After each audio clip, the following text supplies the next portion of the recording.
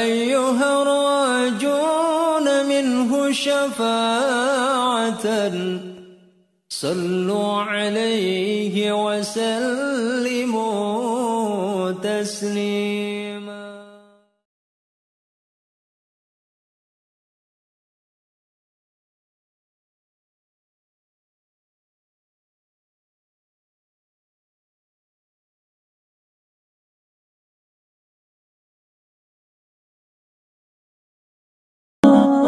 أمي كم أهواها أشتاق لمرآها وأحن لألقاها وأقبل يمناها أمي كم أهواها. Apa yang naik kata Al-Quran? Quran surah ke-58 ayat ke-11. Ya ayyuhalladzina amanu idza qila lakum tafassahu fil majalis. Awas, ini ayat majlis dalam Al-Quran. Hei orang-orang yang beriman. Awas Bapak, Ibu, diingat-ingat. Kalau ada ayat dalam Al-Quran dibuka dengan kalimat iman, hati-hati. Saya ulang. Kalau ada ayat dalam Al-Quran dibuka dengan kalimat iman, maka ayat itu secara spesifik, khusus ingin menyapa orang-orang yang merasa punya iman. Jadi kalau Bapak Ibu merasa punya iman, ayat ini berlaku untuk kita. Isinya berlaku untuk kita. Kalau tidak beriman tidak ada masalah. Tapi kalau Anda beriman, berarti ayat ini isinya ditujukan kepada kita. Kemarin kita puasa. Ayat puasa diturunkan tahun kedua Hijrah di hari Senin di bulan Sya'ban. Al-Baqarah 183. Ya ayyuhalladzina amanu, hai orang-orang beriman. Saat ayatnya dibuka dengan kalimat iman, maka kita respon dengan menunaikan puasa. Ayat majlis ta'lim dibuka dengan kalimat sama. Ya ayyuhalladzina amanu. Karena itu hati-hati, setiap orang yang merasa punya iman, maka ayat majlis ta'lim berlaku pada dirinya. Seperti Bapak Ibu semangat menunaikan puasa, seperti itulah Anda mesti semangat datang ke majlis ilmu. Jadi kalau ada ayat mengatakan ya ayyuhalladzina amanu kutiba alaikumussyam, hai orang-orang beriman, diwajibkan kalian menunaikan puasa, semangat puasa. Ya ayyuhalladzina amanu aufu bil uqud. Hei orang-orang beriman, tepati janji, tepati janji. Sekarang ada ayat dibuka dengan kalimat yang sama ditunjukkan ke majlis ilmu. Ya ayyuhalladzina amanu. Hei orang-orang beriman, seperti Anda semangat menunaikan puasa, mesti Anda pun semangat masuk ke majlis ilmu. Siap insyaallah? Idza qila lakum tafassahu fil majalis. Jika diinformasikan, disampaikan, diperintahkan kepadamu, ayo luaskan majlis. Luaskan. Kalimat tafassahu itu bisa berarti meluaskan tempat duduk, bisa berarti meluaskan jumlah majlis. Delengat majlis, Labuan majlis, Menes majlis, Pandeglang majlis, perbanyak masjid, ayo luaskan. Perbanyak majlisnya. Jamak dari majlis adalah majalis. Idza qila lakum tafassahu fil majalisi. Jika disampaikan pada kalian, ayo bangun, luaskan, isi majlis-majlis. Bapak Ibu sekalian, fokus, lihat baik-baik. Kalimat Qur'annya ketika menyebutkan tempat untuk belajar, disebut majlis, dijamakkan jadi majalis. Tempat untuk mengangkat diri kita dekat dengan Allah Subhanahu wa ta'ala. Nah sekarang pertanyaannya, saya izin berdiri. Apa yang disebutkan oleh Quran di ayat ini? Ketika kita masuk ke dalam majlis, kemudian jadi terangkat. Apa yang terangkat? Karena sekarang banyak majlis. Awas, hati-hati. Majlis zikir, ada. Majlis salawat, ada. Majlis paranormal, ada Bu. Majlis dukun, ada. Dan tampilannya mirip-mirip. Kiai pakai sorban, dukun pakai jubah. Bahkan ngalahin Batman gitu kan. Silahkan cek. Kiai pakai peci putih, dukun pakai peci. Hampir mirip-mirip nih. Besok-besok kiai pakai helm, dukun pakai helm. Mirip. Karena itu ketika Allah menyebutkan kalimat majlis, maka diterangkan oleh Al-Quran, ini yang diinginkan. Kalau tidak ada sifat ini, kata Allah bukan majlis namanya. Apa sifat yang dimaksudkan? Teruskan ayatnya. Saya langsung ke ujung ayat. Yarfa'illahu alladhina amanu minkum walladhina utul ilma darajat. Tadi saya terangkan di awal, majlis dari kata jalasa. tempat pindah dari posisi rendah ke posisi tinggi. Tempatnya disebut dengan majlis. Naik. Apa yang naik? Kata Allah, yarfa'illahu alladhina amanu. Di dalam majlis itu, orang-orang yang hadir di majlis, yang belajar di majlis, mesti ada beda dengan yang tidak ke majlis. Apa bedanya? Orang yang rajin datang ke majlis akan naik imannya, naik keyakinannya, lebih dekat dengan Allah Subhanahu wa taala dibandingkan dengan yang tidak ke majlis. Awas, hati-hati. Jadi ciri pertama orang yang hadir di majlis itu, yang hadir rajin ikut majlis ta'lim, ciri pertamanya kata Al-Quran, akan meningkat keimanannya di hadapan Allah Subhanahu wa taala. Jadi kalau ada orang rajin ke majlis, buka majlis ta'lim, tapi imannya tidak meningkat, maka ada yang salah dalam keadaan di majlis ta'limnya. Nah, sekarang pertanyaannya, kita agak cepat. Apa ciri-ciri orang yang meningkat imannya? Bagaimana Quran menjelaskan seseorang yang hadir di majlis, meningkat imannya, ciri-cirinya apa?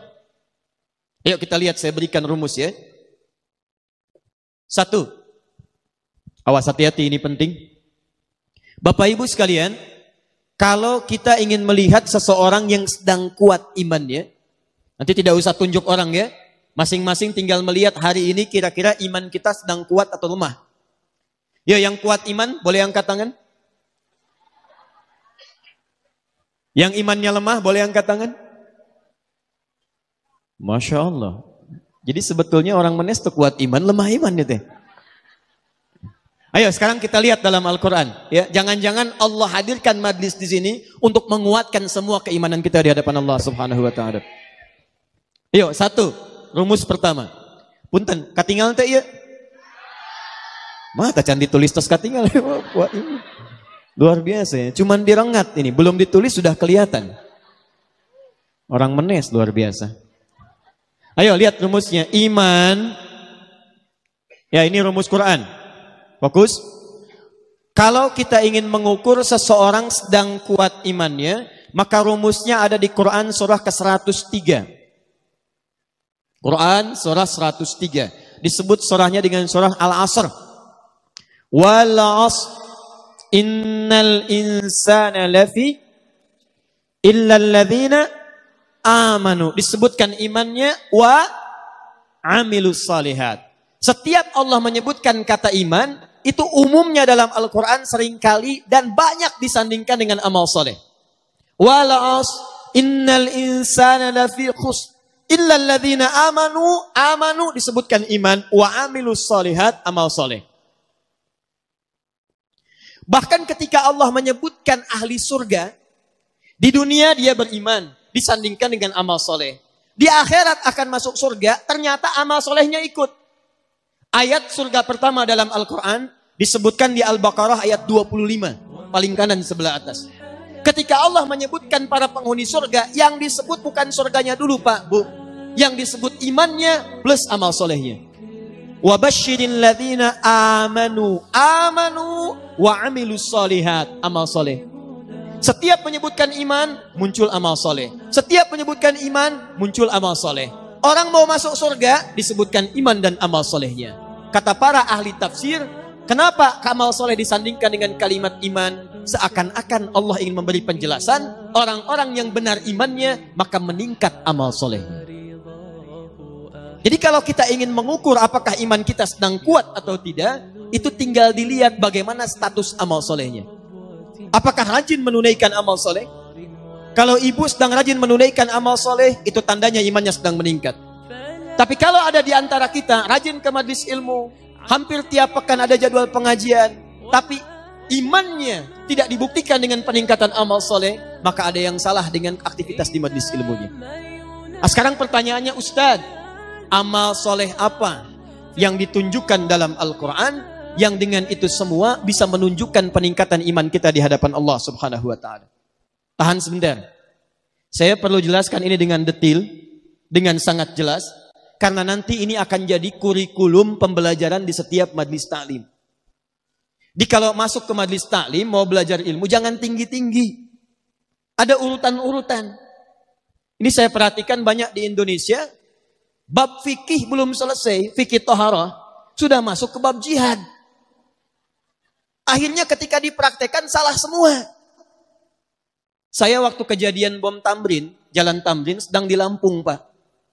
Kejadian bom di Jalan Tamrin, ditanya sama orang Lampung, Ustaz, apakah bom di Jalan Tamrin termasuk jihad fisabilillah? Saya bilang, Pak, sependek pengetahuan saya, jihad fisabilillah itu jihad di jalan Allah, bukan di Jalan Tamrin. Beda. Nah, ini ciri-ciri orang yang datang ke majlis, tapi tidak punya kurikulum pengajian.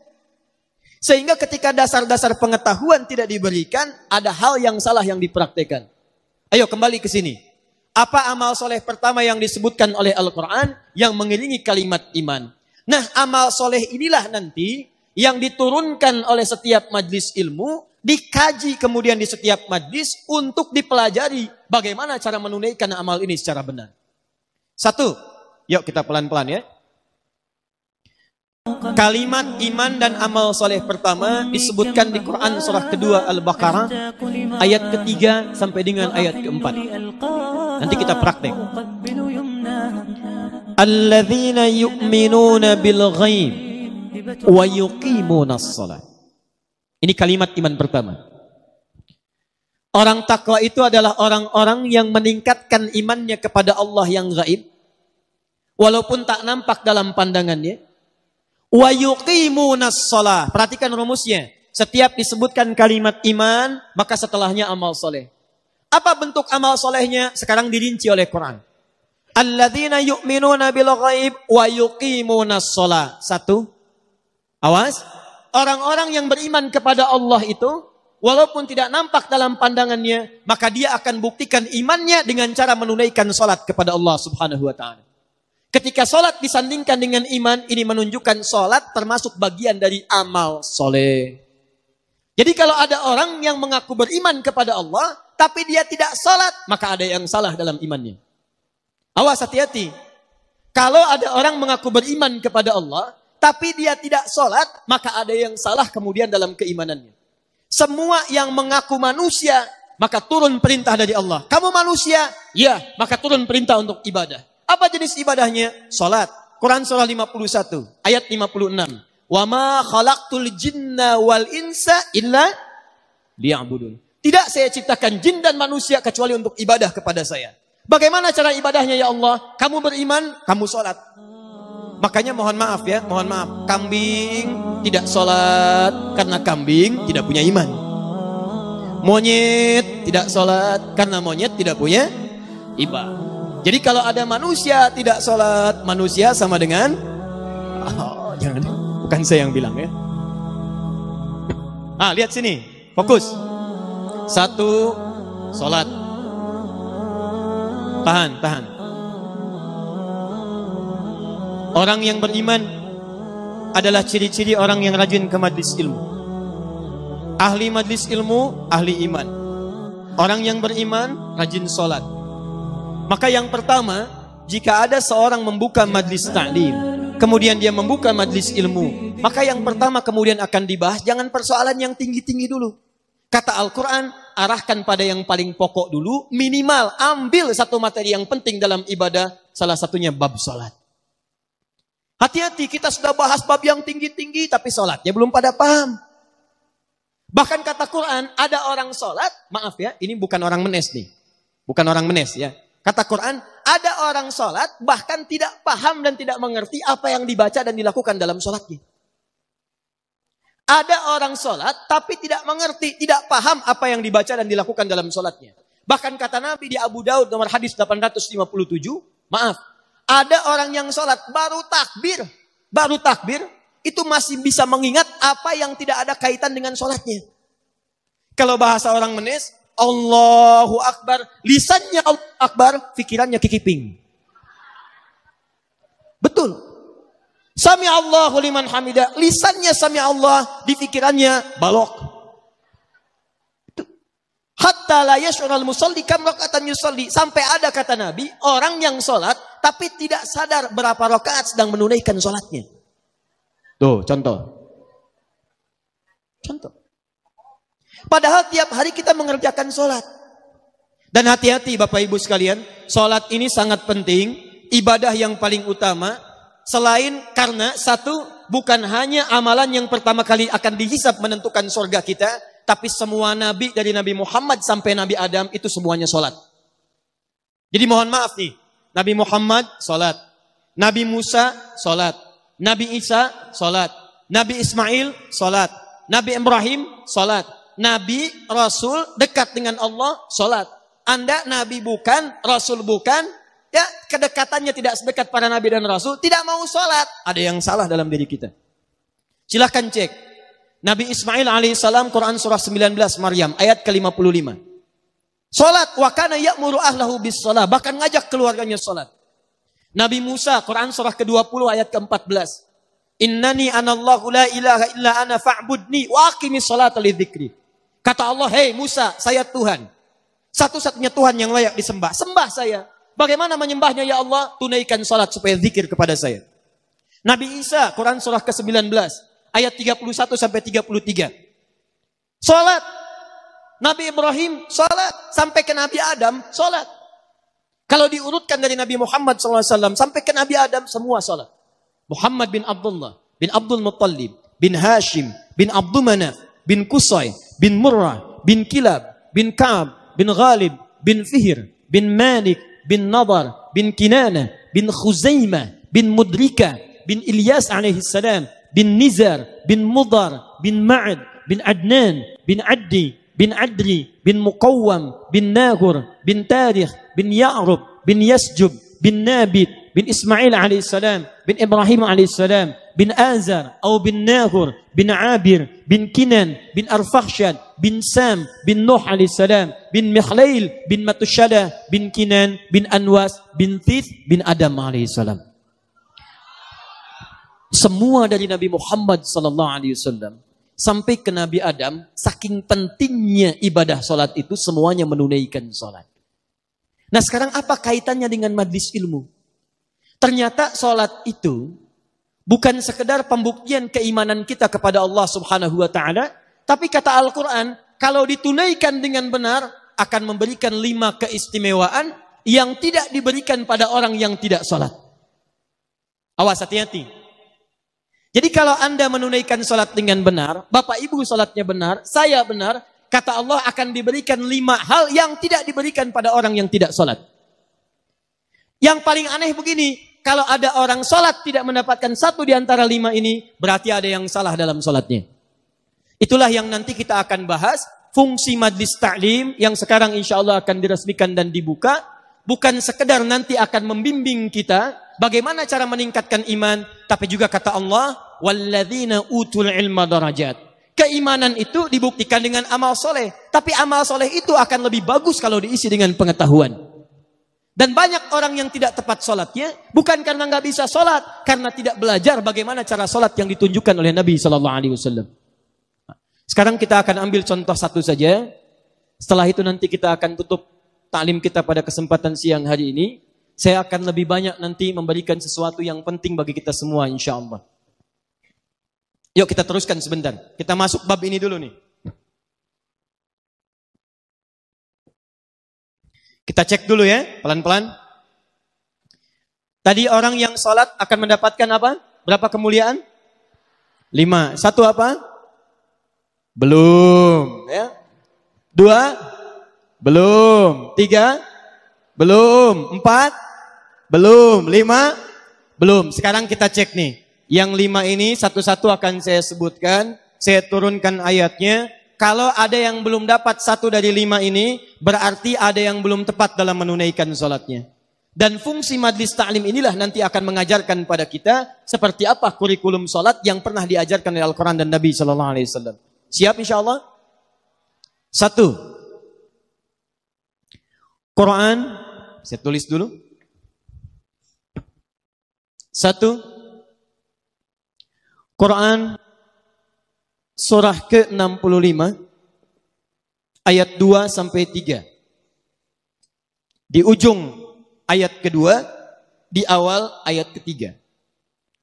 Tafsir dari ayat ini terdapat di Quran surah kedua Al-Baqarah di ayat yang sama, ayat 2 sampai ayat 3. Yuk pelan-pelan. Lihat sini. Saya mulai dari Al-Baqarah dulu, ayat 2 sampai 3. Dzalikal kitabu la raiba fi hudal lil muttaqin. Isi Quran akan memberi petunjuk pada orang-orang takwa. Jangan pernah diragukan. Siapa orang takwa itu? Ciri orang takwa, ciri pertamanya salat. Alladzina yu'minuna bil ghaib wa yuqimunas shalah. Adalah orang yang beriman dan ghaib dan dia buktikan keimanannya itu dengan menunaikan salat. Nah, kalau dia bisa mengerjakan salat, itu bagian dari ciri takwanya. Sedangkan orang takwa dijamin oleh Allah di Quran surah ke-65 At-Talaq ayat 2 dan 3. Perhatikan jaminannya. Wa may yattaqillaha yaj'al lahu makhraja wa yarzuqhu min haitsu la yahtasib. 1. Wa may yattaqillaha, siapa yang bisa meningkatkan takwanya kepada Allah. Anda tingkatkan takwa? Siapa yang bisa menaikkan takwanya kepada Allah? Yaj'al lahu makhraja. Ini jaminan Quran. Awas, kalau Adi Hidayat menjamin seseorang, Anda boleh ragu. Tapi kalau Allah yang menjamin kita semua, tidak ada peluang bagi kita untuk menolaknya.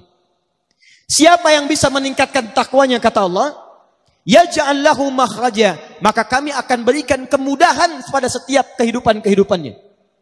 Kami akan berikan solusi dari setiap masalah-masalahnya. Bahasa singkatnya, orang yang takwanya meningkat, maka hidupnya pasti, kata Allah, akan mudah. Saya ulang. Kata Allah, orang yang takwanya meningkat, ini rumusnya, persamaannya, hidupnya dijamin akan mudah. Kerja mudah. Makan mudah. Minum mudah. Rumah tangga mudah. Mau meninggal mudah. Masya Allah. Orang capek-capek, kelepek. Ini bersin sekali, meninggal. Orang yang masuk kamar ribut sendiri, ini sujud sekali, meninggal. Takwa. Ibu mau meninggal mudah, Bu? Mau cepat meninggal? Mudah itu kan cepat, ya. Cepat, takwa. Orang yang takwa hidupnya mudah, kata Allah. Perhatikan, sedangkan kalimat takwa disebutkan 115 kali dalam Al-Quran. Kalimat takwa pertama yang disebutkan di Quran Al-Baqarah ayat 2. Dzalikal kitabu la raiba fihi hudal lil muttaqin. Apa ciri takwanya? Salat. Alladzina yu'minuna bil ghaib wa yuqimunas shalah. Jadi kalau kita buat persamaan, orang takwa cirinya salat. Orang takwa hidupnya mudah. Jadi ketika Allah meminta kita menunaikan salat, sebetulnya bukan ingin membebani kita menunaikan ibadah. Tapi lebih daripada itu, Allah ingin membuat hidup kita semakin mudah. Allah nggak butuh dengan salat kita. Semuka langit dan bumi tidak sujud kepada Allah, tidak akan menurunkan status Allah sebagai Tuhan. Kita yang butuh, sebab ketika kita salat, hidup kita jadi mudah. Tapi persoalannya, mohon maaf. Kalau ada orang salat, hidupnya tidak jadi lebih mudah, berarti ada yang salah dengan cara menunaikan salatnya. Wa yarzuqhu min haitsu la yahtasib. Bahkan kata Allah, rizkinya akan saya kirimkan dari sisi-sisi yang tidak dia duga. Jangankan orang kerja, ini ada orang baru berangkat kerja, makanannya sudah datang.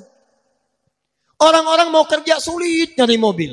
Dapat mobil macet, Masya Allah. Orang takwa baru mau cari mobil, mobil datang.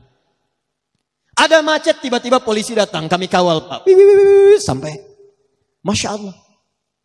Orang takwa mengerjakan apapun kata Allah mudah. Rizki mudah, hidup mudah. Sekarang pertanyaannya, maaf, siapa yang tidak pernah sholat? Angkat tangan. Yang subuh sholat, angkat tangan. Yang zuhur sholat. Yang asar sholat. Yang maghrib sholat. Isya sholat. Sholat. Hidup mudah tidak? Kerja mudah? Makan mudah? Nikah mudah? Masya Allah. Belum. Baik, lihat baik-baik sekali lagi. Kalau mudah, alhamdulillah, ada kebenaran dalam sholatnya. Tapi kalau Anda dalam sholat saja, kita tunaikan kemudian tidak mendapatkan kemudahan dalam hidup. Sekali lagi, ada sesuatu yang kurang tepat dalam sholatnya. Tahan. Apa artinya sholat? Tuh. Tiap hari sholat, tapi tak hafal mana sholat. Apa artinya sholat? Doa. As-sholatu hiya doa di kitabul fiqih. Tapi asal kata sholat itu bukan doa. Sholat itu dari kata wasola yasilu silatan fahuwa sholatun. Sholat orangnya musalli.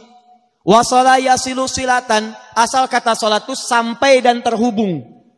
Kenapa diartikan doa? Karena setiap orang berdoa sampai hajatnya kepada Allah dan terhubung dengan Allah Subhanahu wa ta'ala. Nah, asal kata sholat itu punya hubungan yang kuat. Sholat punya hubungan yang sangat kuat dengan Allah Subhanahu wa ta'ala. Saya punya hubungan yang kuat dengan Pak Bupati, misal. Atau dengan Bapak Gubernur. Maka hidup saya di Banten jadi lebih mudah. Pak Gubernur, abdi bade Kalabuan. Oh, mangga ya disayogikan foreigner. Berangkat Kalabuan. Mudah. Pak Gubernur, saya mau nengok ke kantor. Oh, silahkan, kasih akses. Mudah. Jadi kalau Anda dekat dengan gubernur, dekat dengan bupati, hidup Anda mudah di wilayah Anda. Tapi Anda keluar dari Banten, belum tentu mudah. Keluar dari Indonesia, belum tentu mudah. Kalau dengan manusia saja dekat bisa hidupnya mudah, apalagi orang yang dekat dengan Allah Subhanahu wa ta'ala. Allah pemilik bumi. Keluar dari Indonesia dekat dengan Allah, mudah. Ke Malaysia, mudah. Maaf, ke Amerika, mudah. Ke Afrika, mudah. Jadi jaminan pertama dalam Al-Quran, orang yang benar salatnya akan punya hubungan dekat dengan Allah Subhanahu wa ta'ala. Maka jaminannya, yaj'al lahu makhraja wa yarzuqhu min haitsu la yahtasib. 2. Quran surah ke-13 ayat ke-28. Ditafsirkan dengan Quran surah ke-20 ayat ke-14. Ala bidzikrillahi tatma'innul qulub. Yakinkan pada dirimu kalau zikirmu benar kepada Allah, maka dampaknya ke hati akan tenang. Tahan. Yakinkan pada dirimu kalau zikirmu itu benar kepada Allah, maka dampaknya ke hati akan tenang. Bapak Ibu sekalian, ayat Quran surah ke-13 Ar-Ra'd ayat ke-28 menyampaikan orang yang zikirnya benar, itu hatinya akan cenderung tenang. Sedangkan dalam Al-Quran, di antara makna zikir itu artinya sholat. Pak, Bapak pasca sholat, subhanallah, subhanallah, alhamdulillah, itu zikir. Dalilnya Quran surah ke-4 ayat 103. Ibu ba'da sholat berdoa, Allahumma rabbana atina fid dunya hasanah. Doa, itu zikir. Dalilnya Quran surah ke-7 ayat ke-205. Wadhkur rabbaka fi nafsika tadarruan wa khifatan wa dunal jahri minal qaul. Saat kita berdoa, ya Allah, ya Allah, ya Allah, itu zikir. Baca Quran. Ba'da salat Anda baca Quran. Al-Ikhlas, Al-Falaq, An-Nas, ayat kursi, 5 ayat pertama Al-Baqarah. Itu semua zikir. Dalilnya Quran surah ke-15 ayat ke-9. Inna nahnu nazzalna dzikra wa inna lahu lahafizun. Kami turunkan Al-Quran sebagai zikir. Jadi kalau kita selesai salat, qul huwallahu ahad, qul a'udzu birabbil falaq, qul a'udzu birabbin nas, Allahu la ilaha illa huwal hayyul qayyum, itu kita sedang berzikir pada Allah Subhanahu wa taala. Penghafal Quran berzikir. Bahkan orang yang hafal Quran, zikirnya 4 kali lipat dibandingkan dengan orang-orang biasa. Karena hafalan Quran disebutkan oleh Quran 4 kali dibandingkan dengan bacaannya saja. Quran surah 54 ayat 17, ayat 22, ayat 32, ayat ke-40. Walaqad yassarnal Qur'ana lidzikri. Kami telah mudahkan Al-Quran untuk dihafalkan. Menghafal Quran, bahasa Qurannya bukan hifzi, tapi zikri. Jadi orang yang sedang menghafal Quran sedang zikir. Bismillahirrahmanirrahim. Subhanalladzi asra bi'abdihi laylan minal masjidil haram. Zikir. Alhamdulillahilladzi anzala ala 'abdihil kitab. Zikir. Sampai ke An-Nas. Tapi tahukah Anda, puncak zikir itu ada pada sholat. Kenapa puncak zikir disebut dengan sholat? Karena sholat menghimpun semua jenis zikir yang tadi disebutkan. Anda selesai sholat mengucapkan Allahu Akbar, Allahu Akbar, Subhanallah, Alhamdulillah. Dalam sholat bukankah Anda bacakan itu? Anda memulai sholat Allahu Akbar. Mau ruku Subhana rabbiyal azim wa bihamdi. Sujud subhana rabbiyal a'la. Kalimat-kalimat zikir yang biasa disebutkan muncul dalam salat. Baca Quran itu zikir. Bukankah dalam salat baca Quran? Al-Fatihah itu Quran. Setelah baca Al-Fatihah kita baca Quran. Berdoa itu zikir. Bukankah salat disebut dengan doa? Ruku, doa. Duduk di antara 2 sujud, doa. Jadi kalau ada orang berzikir saja baca Quran bisa tenang, maka orang salat Quran surah ke-20 ayat ke-14. Innani anallahu la ilaha illa ana fa'budni wa aqimis salata li dzikri. Kata Allah, tunaikan salat sebagai zikir kepada saya. Orang yang zikir itu hatinya tenang.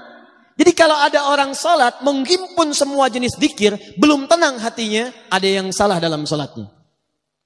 Jadi mohon maaf Bapak Ibu sekalian, baca Quran saja, kalau benar bacanya kata Allah, itu hatinya tenang. Ibu kalau nggak percaya silakan Bu ya. Akhir bulan sedang gelisah. Uang belanja belum datang. Belum gajian. Gelisah. Kata Quran gampang. Tidak usah mengeluh. Jangan bikin status. Ini gaji belum turun, nulis di Facebook. Belum gajian. Tungguin komennya. Buang-buang waktu. Kata Allah, kalau hati ingin tenang, ada 5 amalan, di antaranya tadi baca Quran, buka mushaf, ambil wudhu, baca Quran. Saat Anda baca Quran, seketika ketenangan diberikan kepada kita. Tapi ada yang hebat. Ada satu amalan yang menghimpun semua jenis zikir. Quran dihimpun, zikir bacaan kalimat thayyibah dihimpun, hafalan Quran dihimpun. Apa itu? Salat. Jadi kalau bapak dan ibu sehari minimal 5 kali salat, tapi tidak memberikan ketenangan pada jiwa kita, itu ada yang salah dalam salatnya. Ada yang tidak tepat dalam penunaiannya.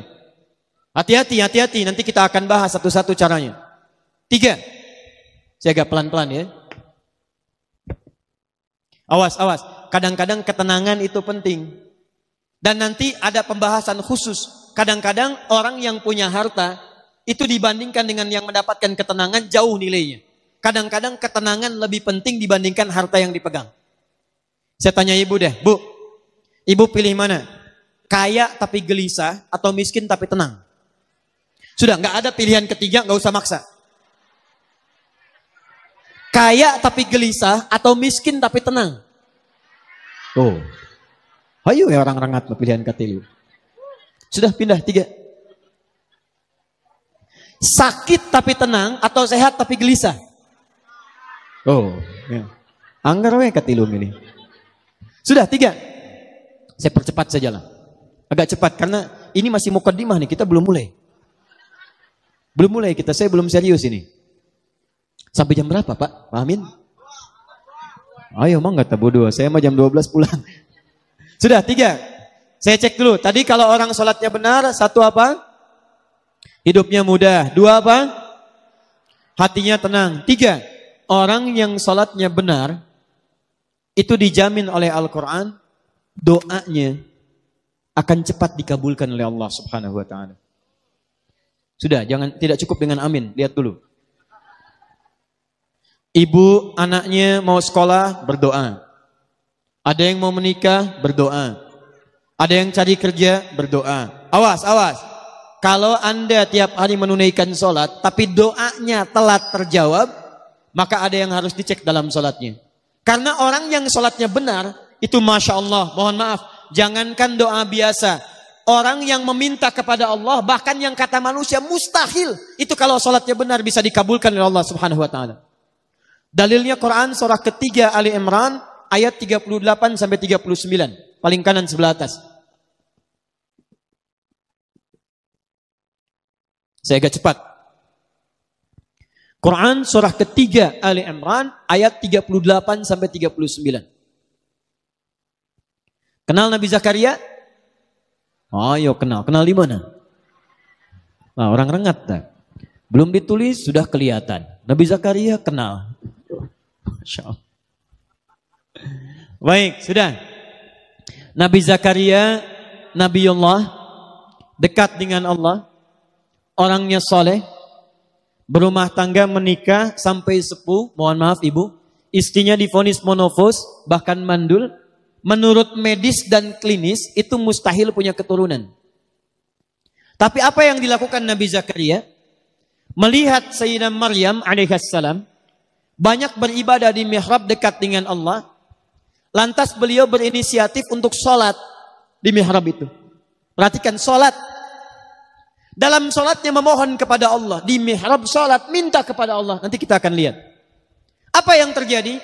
Kita baca ayatnya. Hunalika da'a Zakaria rabbah. Di mihrab itulah Nabi Zakaria berdoa kepada Allah Rabbnya. Qala rabbi habli min ladunka dzurriyyatan thayyibah. Ia memohon, ya Allah, mereka mengatakan manusia saya tidak akan mungkin punya keturunan. Mereka katakan saya sudah sepuh, fisik saya sudah letih, rambut saya memutih, dan istri saya divonis secara medis sudah tidak mungkin punya keturunan, monopos dan mandul. Maka saya mohon, ya Allah, berikan keturunan dari sisimu saja. Ini, awas, ini rumus dalam Quran. Kalau bapak ibu nanti mendapatkan gambaran dari manusia, ada tetangga, ada dokter, ada macam-macam mengatakan ini mustahil pak, ini nggak bisa bu. Maka tafsir dari ayat ini ingin mengatakan, kalau manusia sudah mengatakan terbatas, tidak bisa, maka tinggalkan pendapat manusia, minta kepada Allah Subhanahu wa taala. Bagaimana cara mintanya? Lihat Nabi Zakaria. Qala rabbi habli min ladunka dzurriyyatan thayyibah innaka sami'ud du'a. Ya Allah, manusia mengatakan saya enggak mungkin punya keturunan. Saya mohon darimu saja ya Allah, yang tidak punya batas dalam kuasa. Engkau pasti mendengar doa saya. Kalau pada yang maha mendengar saja tidak dikabulkan, kepada siapa lagi saya mesti minta? Nah, yang paling menarik, Nabi Zakaria itu mintanya dalam keadaan apa? Apakah sedang duduk? Apakah sedang makan? Apakah sedang tiduran? Lihat ayat 39-nya. Begitu selesai berdoa, perhatikan, selesai berdoa, tiba-tiba turun malaikat. Fanadathul malaika wa huwa qa'imun yusalli fil mihrab. Tiba-tiba turun malaikat menyampaikan kepada beliau, annallaha yubashshiruka bi Yahya. Jadi baru selesai berdoa, turun malaikat, "Hei Yahya, hei Zakaria, kamu dapat kabar gembira dari Allah, kamu akan punya keturunan." Bahkan langsung namanya dari Allah, Yahya. Dari kata Al-Hayyu, artinya hidup. Yang mustahil kata manusia, lahir dari rahim seorang perempuan yang monopos dan mandul bayi yang hidup. Kata Allah, bagi saya nggak ada yang mustahil. Jadi hidup. Kapan dia berdoanya? Wa huwa qa'imun yusalli fil mihrab. Ternyata beliau berdoanya masih berdiri dalam sholatnya. Nabi Zakaria sholat, bu. Berdoa kepada Allah. Salatnya belum tuntas. Perhatikan dahsyatnya. Salatnya belum selesai, doanya sudah dikabulkan. Belum selesai salatnya, kata Quran, qaimun yusalli. Beliau masih berdiri dalam salatnya. Salatnya belum tuntas. Minta kepada Allah dalam salat. Salatnya belum salam, belum selesai. Baru selesai berdoa, langsung dikabulkan. Ini orang sekarang. Salat sudah tuntas. Dalam salat minta, Rabbik firli, warhamni, wajburni, sampai minta ke 7 sampai 8 permintaan. Sujud minta lagi, berdiri minta lagi, ruku minta lagi. Bahkan setelah salat pun masih minta. Ya Allah, mohon berikan saya rizki. Tadi yang dalam salat apa? Yang tadi warzukni. Warzukni itu berikan saya rizki. Selesai salat masih minta juga, tapi belum terkabulkan juga. Nabi Zakaria minta berdoa dalam salat. Salat belum selesai, dikabulkan. Ada orang sekarang minta, maaf, sudah selesai sholat, belum dikabulkan juga. Apa yang salah dalam sholatnya? Itu yang nanti kita akan lihat. Awas, hati-hati. Nanti saya tunjukkan beberapa dalil, bahkan dalam hadis, bila seseorang benar dalam menunaikan sholatnya, bahkan Masya Allah, hal yang menurut manusia mustahil pun, itu bisa terkabulkan di sisi Allah Subhanahu wa ta'ala. Makanya Bapak Ibu silahkan cek. Nabi Muhammad SAW dalam salatnya beliau meminta berdoa kepada Allah. Para ulama-ulama kita yang soleh, bahkan maaf bu ya Pak, ada ulama mau berjihad, salat pertama kali dilakukan. Ada yang mau nulis kitab, itu salat dulu. Salat. Begitu salat dikerjakan, semuanya mudah. Itu yang menaklukkan Jakarta dari Portugis. Di Jakarta dulu itu namanya bukan Jakarta, Sunda Kelapa. Berdekatan dengan Banten. Dikuasai oleh Portugis. Datang ke Indonesia, ke Nusantara lewat Malaka, Selat Malaka tahun 1511. Menguasai wilayahnya wilayah Portugis, wilayah Sunda Kelapa. Siapa yang membebaskan itu? Namanya Fatahillah. Dikenal dengan Faletehan. Itu menantu Sunan Gunung Jati. Menikah dengan anak keduanya perempuan. Anak pertama namanya Muhammad, anak keduanya perempuan menikah dengan Fathullah atau Fatahillah. Datang kemudian ditugaskan untuk membebaskan Sunda Kelapa. Sebelum berangkat, sholat, wudu, minta kepada Allah. Begitu berangkat dimudahkan oleh Allah Subhanahu wa ta'ala. Wa ma ramaita idh ramaita. Bukan panah yang kau lemparkan, tapi Allah yang memberikan kemudahan-kemudahan dalam semua itu. Berhasil dibebaskan di bulan Ramadan, tanggal 22 Ramadan tahun 933 Hijrah. Bertepatan dengan 22 Juni 1527. Begitu dibebaskan, karena tahu yang membantunya Allah, maka diganti nama Sunda Kelapa menjadi nama yang ditetapkan dalam Al-Quran. Surah ke-48 ayat pertama. Inna fatahna laka fatham mubina. Fatham mubina dalam bahasa lokal disebut dengan Jayakarta, disingkat Jakarta. Sampai sekarang ulang tahun Jakarta 22 Juni. Siapa itu Fathullah? Menantu Sunan Gunung Jati. Siapa Sunan Gunung Jati? Namanya Syarif Abdullah. Siapa Syarif Abdullah? Anaknya Syarif Abdullah. Siapa Syarif Hidayatullah? Syarif Hidayatullah anaknya Syarif Abdullah. Syarif Abdullah anaknya Ahmad Jumadil Kubra. Siapa si Ahmad Jumadil Kubra? Satu di antara 9 wali yang pernah menyampaikan risalah dakwah di Nusantara. Beliau punya 2 orang anak, satu Syarif Abdullah, yang kedua Maulana Ishaq. Syarif Abdullah itu nanti yang kemudian menikah dengan seorang perempuan namanya Syarifah Mudaim. Siapa Syarifah Mudaim? Namanya Rara Santang. Lahir tahun 1426. Dia punya kakak namanya Walang Sungsang. Ganti nama jadi Abdullah Iman. Lahir tahun 1423. Siapa bapaknya? Bapaknya namanya Prabu Siliwangi. Menikah dengan siapa? Nyai Subang Larang. Siapa Nyai Subang Larang? Muridnya Syekh Hasanuddin. Siapa Syekh Hasanuddin? Pernah belajar ilmu Quran di Mekah. Maka dikenal dengan Ummul Qura, maka dikenal dengan Syekh Qura. Di mana tempatnya? Di Karawang. Dari situ kemudian ditugaskan pulang ke kakeknya Prabu Siliwangi. Diberikan wilayah di Gunung Jati, dikenal dengan Sunan Gunung Jati. Punya menantu Fathullah, datang membebaskan Sunda Kelapa. Dikirimkan saudaranya Syekh Maulana Hasanuddin. Kemana? Ke Banten. Sampai sekarang kemudian jadi kampus di wilayah Serang. Nyambung. Anak keduanya Maulana Ishaq. Dari Maulana Ishaq tadi melahirkan siapa? Melahirkan Kiai Haji Ahmad Dahlan, pendiri Muhammadiyah. Tanggal 18 November tahun 1912. Saudaranya Kiai Haji Hasim Asy'ari mendirikan Nahdlatul Ulama disingkat dengan NU. Tanggal 31 Januari tahun 1926. Jadi NU dengan Muhammadiyah itu bersaudara pendirinya. Berasal dari Ahmad Jumadil Kubra. Siapa Ahmad Jumadil Kubra? Keturunan dari Ali Zainal Al-Kabir. Siapa Ali Zainal Al-Kabir? Keturunan Ali Zainal Abidin. Siapa Ali Zainal Abidin? Dari Al-Husain. Al-Husain adiknya Al-Hasan. Al-Hasan anaknya Ali bin Abi Thalib. Suaminya Fatimah Az-Zahra, putri Rasulullah sallallahu alaihi wasallam. Masih nyambung. Jadi saya kembalikan ya. Nah, nyampe kadinya teteh. Yuk ulang ini. Jadi kalau orang sholatnya benar, orang sholatnya bagus, kita kembalikan ke awal, maka doa-doanya akan cepat dikabulkan oleh Allah Subhanahu wa Ta'ala. 4. Saya agak cepat. Orang yang sholatnya benar,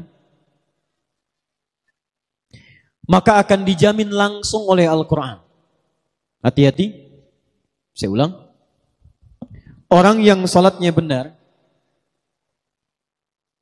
akan mendapatkan jaminan langsung dalam Al-Quran.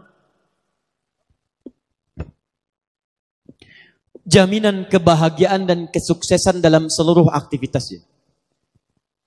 Awas, hati-hati. Jadi ahli salat itu, maaf, belajar sukses. Rumah tangga bahagia. Usaha sukses.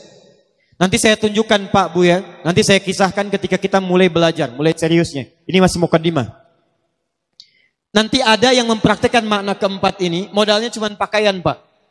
Modal pakaian, oleh Nabi diberikan pendidikan sholat. Begitu dipraktekkan sholatnya, datang ke Madinah, 3 bulan langsung jadi orang nomor 3 paling kaya di kota Madinah. Mempraktekkan makna sholat. Yo, ini ada di Quran, surah ke-23, ayat 1 sampai dengan 2. Saya ulang. Ada di Quran surah ke-23 Al-Mu'minun ayat 1 sampai dengan ayat kedua. Qad aflahal mu'minun. Orang yang beriman itu pasti akan menggenggam kesuksesan dan kebahagiaan. Jadi ada sukses saja, ada bahagia saja. Kalau sukses saja, yang belum tentu bahagia, itu bahasa Arabnya namanya fauz. Turunannya faiz, faizin, fauzan, faizah. Kalau di sini ada yang namanya faizah, faizin, fauzan, itu artinya orang yang diharapkan sukses dalam hidupnya. Walaupun belum tentu bahagia. Ada yang kedua, bahagia saja. Walaupun belum tentu sukses. Itu farah namanya. Fariha. Orangnya disebut dengan farhan laki-laki, perempuannya disebut dengan farah. Kalau di sini ada yang namanya farhan, itu artinya orang yang diharapkan bahagia dalam hidupnya. Tapi belum tentu sukses. Ayo tadi pilih mana? Miskin tapi bahagia, atau kaya tapi gelisah? Kaya gelisah. Nah, sukses ada sukses saja namanya fauz, disebutkan 29 kali dalam Al-Quran turunannya. Ada bahagia saja, farah namanya. Kalau Anda gabungkan sukses dan bahagia, Ustadz saya ingin sukses bahagia, kaya tenang, sukses dunia, sukses akhirat. Gabungkan jadi satu, maka bahasa Arabnya berubah. Dari kata fauz, dari kata farah berubah menjadi kata falahun. Falah. Falahun.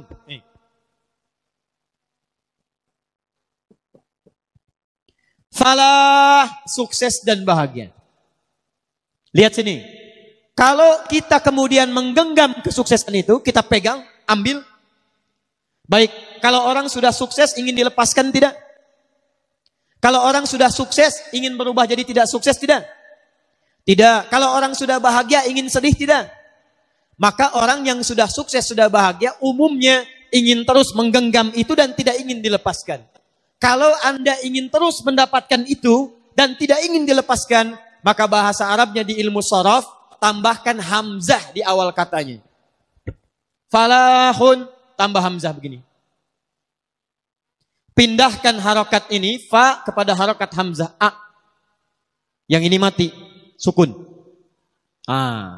Kalau hamzah muncul maka di imla, ilmu imla, alifnya dibuang ini. Maka berubah kalimatnya dari falah jadi aflah. Aflah itu orang yang menggenggam kesuksesan dan kebahagiaan. Kata Allah, qad aflahal mu'minun. Quran surah ke-23 ayat 1 dan 2. Sungguh orang yang beriman itu pasti menggenggam kesuksesan dan kebahagiaan. Kalau bapak ibu beriman, imannya benar, pasti sukses. Anda pengusaha beriman, sukses. Apa buktinya? Utsman beriman, Abu Bakar beriman, Abdurrahman Auf beriman. Mereka pengusaha, sukses. Anda politisi, Anda birokrat, Anda diplomat beriman, sukses. Apa buktinya? Ammar bin As, Muawiyah bin Abi Sufyan, sukses. Anda guru, Anda dosen, Anda pengajar, Anda beriman, sukses. Siapa buktinya? Ali bin Abi Thalib, Al-Kindi, Al-Farabi, Al-Ghazali, Al-Khawarizmi, Al-Battani, sukses. Jadi setiap kita kalau benar-benar beriman, jadi apapun pasti sukses dan bahagia. Nah, apa cirinya orang yang sukses Allah ini? Yang mendapatkan aflah ini, teruskan ayatnya. Ayat keduanya. Ternyata amalannya, orang sukses ini bukan kerja keras saja, bukan belajar keras saja, tapi amalan pertamanya, alladzina hum fi salatihim khashi'un. Yaitu orang-orang yang saat menunaikan salat, dia serius dan khusyuk menunaikan salatnya. Makanya saat kita dipanggil salat, Pak, Ibu, tolong ya, maaf nih. Sebelum salat kan ada panggilan dari masjid. Apa panggilannya namanya? Adzan. Dalam adzan, hayya 'alas shalah, ayo salat, ayo salat, ayo salat. Bapak Ibu tanya, kenapa ya Allah saya salat? Teruskan, hayya 'alal falah. Saya ngajak kalian salat, kata Allah. Saya nggak butuh salatnya, cuman kalian butuh bahagia. Di rumah tangga butuh bahagia. Di kantor butuh bahagia. Kamu butuh sukses. Dengan salat saya berikan kebahagiaan. Dengan salat saya anugerahkan kesuksesan. Jadi kalau ada di antara kita salat tiap hari nggak sukses-sukses. Ngelamar anak orang lain tidak sukses. Sudah menikah tidak bahagia. Jadilah jomblo sengketa. Sekarang jomblo dibagi 3. Ada jomblo syariah, ada jomblo fisabilillah, ada jomblo sengketa. Sukses. Nah, itu bahasanya lain nantilah. Ada yang kedua, sudah menikah tidak bahagia. Ada yang hebat di kantor jadi juara, di rumah tangga menjadi pecundang. Ada yang bahagia di rumah tangga, di kantor tidak berhasil. Kalau tidak sholat, tidak usah dipikirkan. Ini sholat, tapi tidak mendapatkan itu. Ada yang salah dalam sholatnya. 5 terakhir. Punten, tapi terakhir ini terakhir pembukaan, mukaddimah. Belum mulai kita. Kita belum mulai. Sampai jam 2 insya Allah. Sudah. 5. Masih semangat insya Allah? 5. Orang sholat, maaf, pasti jadi orang baik. Baik. Bahasa rengatnya bager.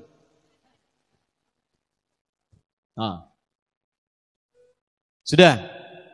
Saya ulangi. Orang sholat pasti jadi orang baik. Pelan-pelan. Tahan sebentar. Yuk kita lihat keterangannya dalam Al-Quran.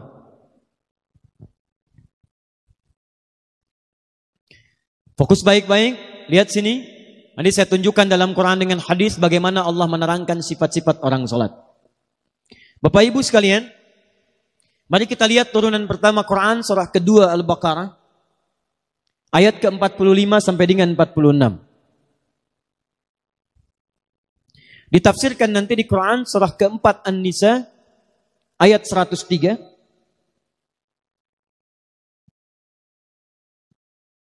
Dicontohkan di beberapa ayat di Quran. Seperti Quran surah ke-49. Ayat 11 sampai dengan 12. Saya bacakan ayatnya dulu. Al-Baqarah ayat ke-45 sampai 46. Wasta'inu bis-sabri was-salah. Wa innaha lakabiratun illa 'alal khashi'in. Dan jika Anda punya persoalan, jika Anda punya permintaan, maka mintakanlah pertolongannya kepada Allah. Sabar dengan sabar. Jadi kalau sedang punya masalah, kata Allah jangan mengeluh. Awas, hati-hati. Kalau diturunkan masalah, kita mendapatkan ujian, maka kalimat Qur'annya jangan mengeluh. Tidak ada satupun ayat Qur'an memerintahkan kita mengeluh. Kalau ada ayat Quran satu ayat saja meminta kita mengeluh, maka saya akan jadi orang pertama yang mengeluh. Kata Quran, kalau Anda sedang punya masalah, sabar. Terima dulu. Karena Allah tidak mungkin menitipkan ujian kecuali kita sanggup menjalaninya. Rumusnya Quran surah kedua Al-Baqarah ayat 286. La yukallifullahu nafsan illa. Allah tidak akan menguji seorang hamba kecuali sanggup menjalaninya. Jikalau sekarang Bapak Ibu sedang punya masalah, masalahnya berat, susah, itu artinya cuman Bapak yang sanggup menjalaninya. Cuman Ibu yang bisa, yang lain tidak bisa. Makanya diberikan kepada Ibu bukan pada yang lain. Jangan katakan, ya Allah, kenapa mesti saya? Why me? Kata Allah, why not? Kenapa tidak? Kamu yang sanggup, yang lain tidak. Tapi yang menarik, perhatikan. Wassalah. Lalu tunaikan salat. Bangun hubungan baik dengan Allah Subhanahu wa taala. Wa innaha lakabiratun illa 'alal khashiin. Dan sungguh salat itu tidak mudah dikerjakan kecuali bagi orang khusyuk. Yang paling menarik, setelah dia selesai salat, buka Quran surah keempat ayat 103. Perhatikan kalimatnya. Fa idza qadaitumus salata. Maka jika orang telah selesai mengerjakan salat.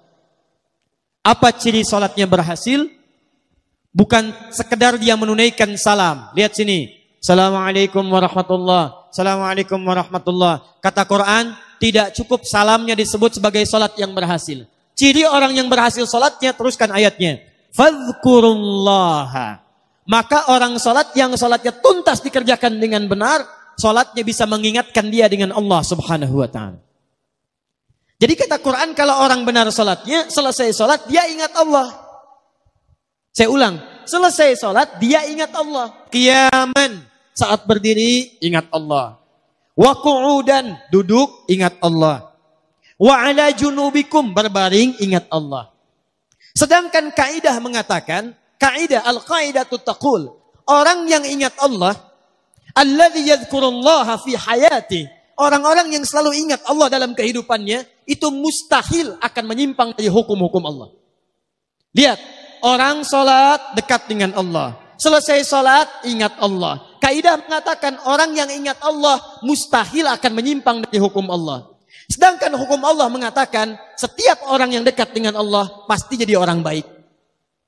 Lihat sini, orang yang dekat dengan Allah karena Allah sifatnya baik, hukumnya baik, maka orang-orang yang ingat Allah pasti mustahil akan tidak memiliki nilai-nilai kebaikan.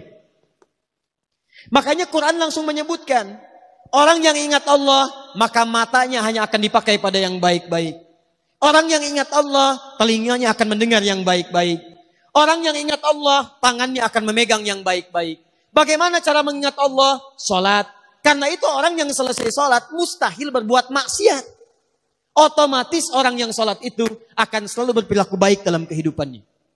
Contoh nih Bu, Pak. Apa fungsi mata? Melihat. Tuh. Bapak Ibu punya mata, melihat. Kambing pun punya mata, kambing melihat. Sekarang apa bedanya mata orang rengat dengan mata kambing rengat? Kalau cuma melihat, kambing pun melihat. Kalau cuma melihat, elang pun melihat. Tuh lihat elang naik sampai Gunung Karang. Naik sampai ke awan. Anak ayam kelihatan. Ayam bapak ibu diambil elang, dari atas kelihatan. Orang menes naik pesawat, ngelihat anak sendiri nggak kelihatan. Apa bedanya mata kita dengan mata elang? Mata elang lebih tajam dibanding mata kita. Tapi elang tidak dihisab, kita dihisab. Quran surah 17 ayat ke-36.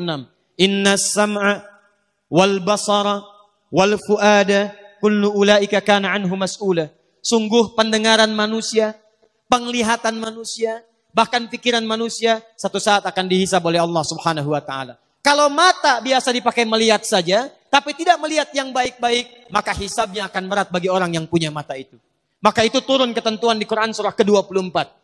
Ayat 30 untuk laki-laki, ayat 31 untuk perempuan. Perhatikan kalimat Qurannya. Qul lil mu'minina yaghuddu min absarihim. Katakan pada orang-orang yang beriman, ciri orang beriman itu salat.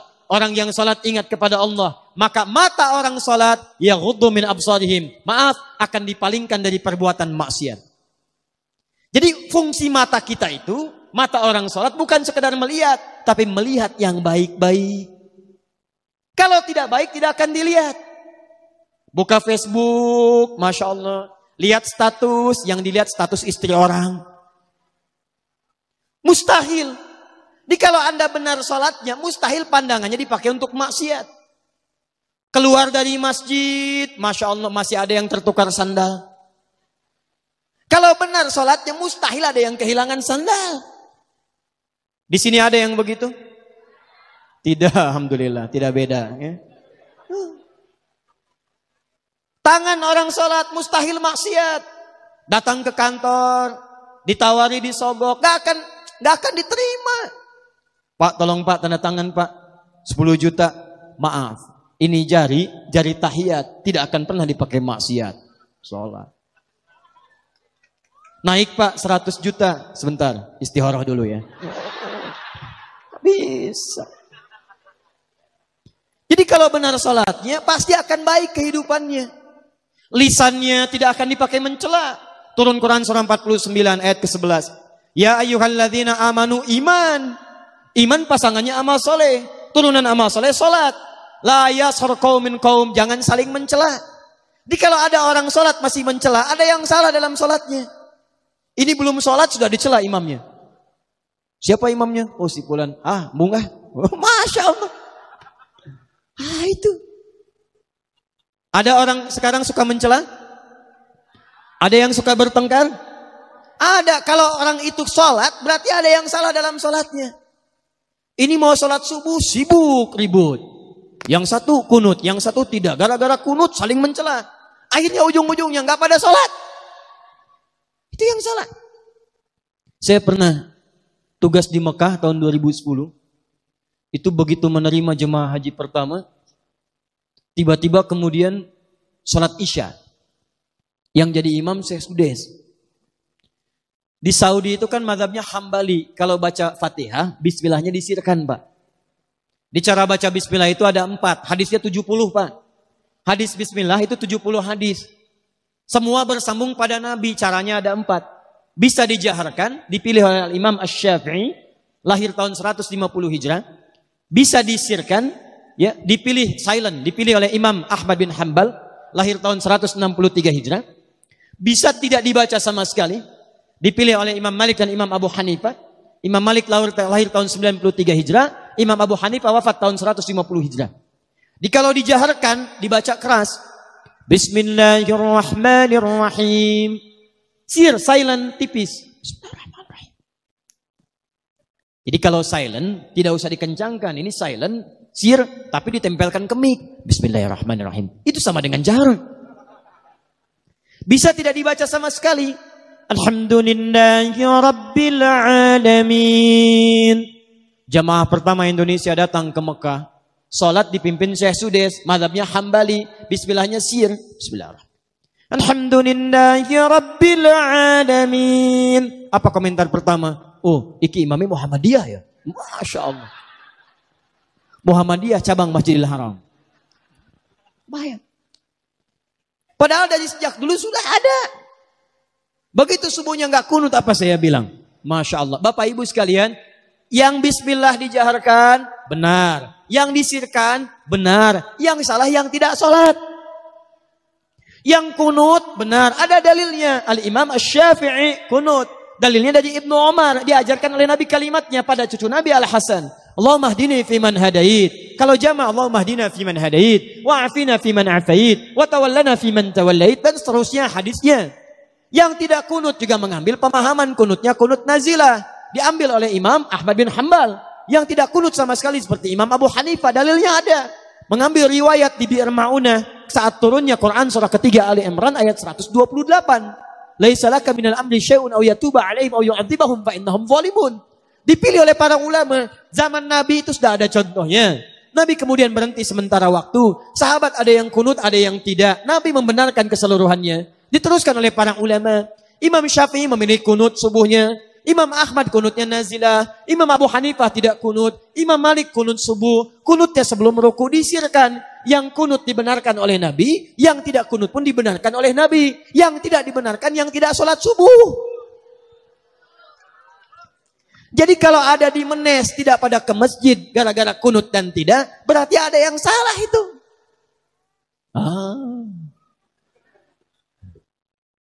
Betul? Makanya kalau orang sholat itu tidak akan lisannya dipakai mencela oleh orang lain. Tidak akan dipakai untuk maksiat kaki. Orang sholat, kaki berjalan pada yang baik-baik.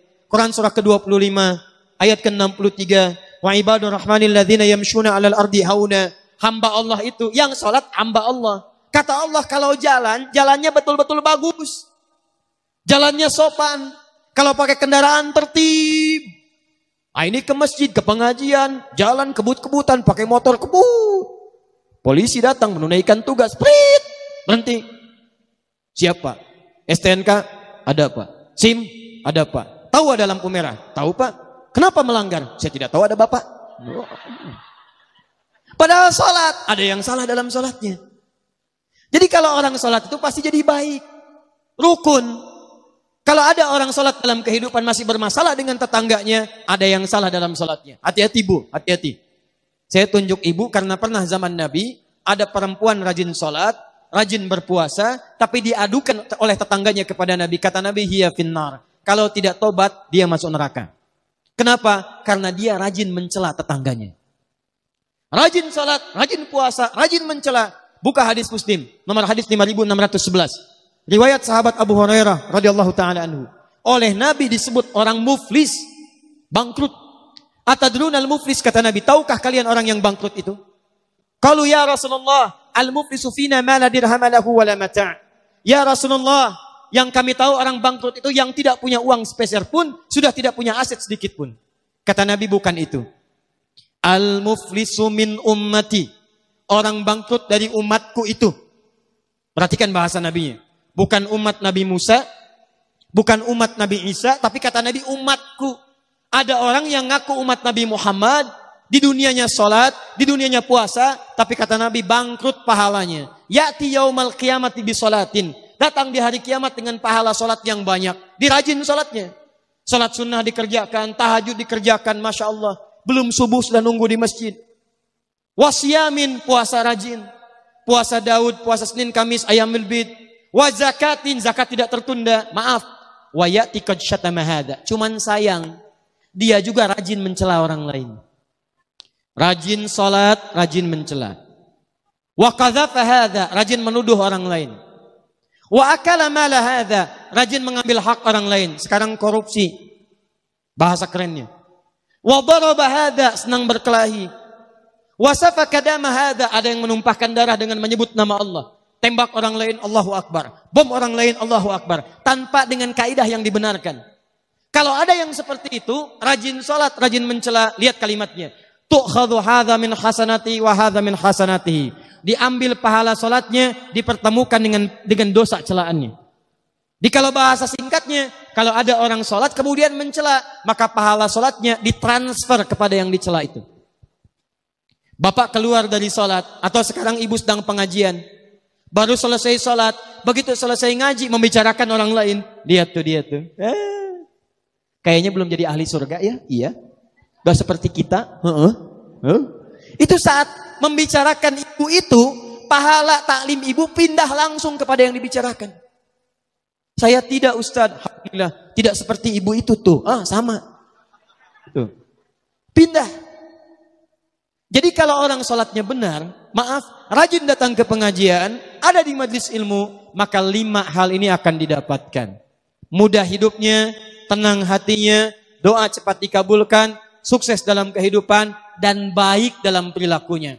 Ayat spesifik tentang ini langsung diturunkan di Quran surah ke-29 ayat ke-45. Innas sholata tanha. Sumber keburukan cuma 2. Kalau tidak fahsya itu mungkar. Fahsya keburukan yang datang lewat syahwat. Pornografi, porno aksi, LGBT. Laki-laki jadi perempuan, perempuan jadi laki-laki. Itu fahsya. Fahsya. Awas hati-hati. Mungkar keburukan yang bersumber dari nafsu perut dan akal. Mencuri itu mungkar. Berbohong itu mungkar. Berselisih itu mungkar. Membunuh itu mungkar. Korupsi itu mungkar. Jadi mustahil ada perilaku sholat bisa berbuat maksiat. Mustahil. Jelas di sini? Paham? Nah, sekarang pertanyaannya, ada orang sholat yang setelah sholat korupsi? Coba lihat sekarang tuh. Sebelum masuk persidangan pakai dasi. Begitu di sidang pakai peci. Tangan pegang tasbih. Baik, hati-hati. Sebelum pilkada jarang ke masjid. Begitu pilkada ke masjid. Nyumbang ke masjid. Tidak kepilih, tarik lagi sumbangannya. Ada yang begitu? Ada. Sholat rajin, maksiat jalan. STMJ. Sholat terus, maksiat jalan. Baik. Kalau ada yang seperti itu, berarti ada yang tidak tepat dalam sholatnya. Pasti ada yang salah. Karena di zaman Nabi semua orang sholat berubah jadi orang baik. Kenal Abu Jahal? Ayo kenal. Abu Lahab? Jahiliyah. Tidak pernah sholat. Makanya tetap Abu Jahal. Makanya tetap Abu Lahab. Tapi lihat, Umar tadinya keras. Umar itu jawara, Pak. Jawara zaman jahiliyah. Di jawara itu bukan zaman sekarang saja. Umar itu luar biasa. Pekerjaan Umar hampir tiap hari itu nantangin orang. Siapa yang berani dengan saya bertemu di Bukit A. Tapi sebelum datang duel dengan saya, pamit pada ibu yang telah melahirkannya. Karena dia akan pulang tanpa nama. Umar. Tapi begitu dia masuk Islam, hasuna Islamu, bagus keislamannya, menunaikan sholat, Allahu Akbar. Jadi pembela Nabi nomor 1. Kerasnya berubah jadi tegas. Jauhnya berubah jadi perhatian. Semua orang-orang yang masuk Islam zaman jahiliyah. Jahiliyah kenapa disebut jahiliyah? Karena tidak kenal dengan kebaikan. Mabuk tiap hari, Pak. Jadi kalau ada yang sekarang mabuk, dia ketinggalan zaman, telat. Karena orang jahiliyah sudah duluan mabuk. Jadi kalau di Menes masih ada yang mabuk, sampaikan pada orang itu, kamu telat. Kamu ketinggalan zaman. Karena zaman jahiliyah sudah ada yang mabuk. Kalau sekarang ada zaman orang masih berkelahi, senang tawuran, senang bertengkar, itu ketinggalan zaman. Zaman jahiliyah hampir tiap jam, Pak. Hampir tiap menit. Tapi hebatnya, diutus Nabi, diajarkan sholat. Yang tadinya mencela berubah mencinta. Yang memukul jadi merangkul. Yang jauh jadi dekat. Maaf, yang baragajul jadi baiknya luar biasa. Semua kemudian berubah jadi nilai-nilai kebaikan. Dengan apa? Salat. Karena itulah amalan pertama yang diturunkan oleh Allah kepada Nabi dan umatnya. Itu bukan zakat, bukan puasa, bukan haji. Tapi salat. Pertanyaannya, maaf, salat subuh berapa rakaat zaman Nabi? Zaman Nabi? Tidak tahu. Allahu Akbar. Salat subuh berapa rakaat zaman Nabi? 2. Baik. Salat maghrib? Salat asar? Salat isya? Salat zuhur? Baik. Zaman sekarang berapa rakaat salat subuh? 2. Salat maghrib? Salat isya? Jadi rakaatnya berubah tidak? Zaman Nabi takbirnya kalimatnya apa? Zaman sekarang? Allahu Akbar. Salamnya apa? Assalamualaikum. Zaman sekarang? Baik, sholatnya sama, rakaatnya sama, bacaannya sama. Pertanyaannya kenapa hasilnya beda? Zaman dulu orang sholat jadi baik. Kenapa zaman sekarang orang sholat jadi keluar dari kebaikan? Berarti ada cara yang tidak tepat dalam menunaikannya. Abdurrahman bin Auf, itu modalnya pakaian Pak.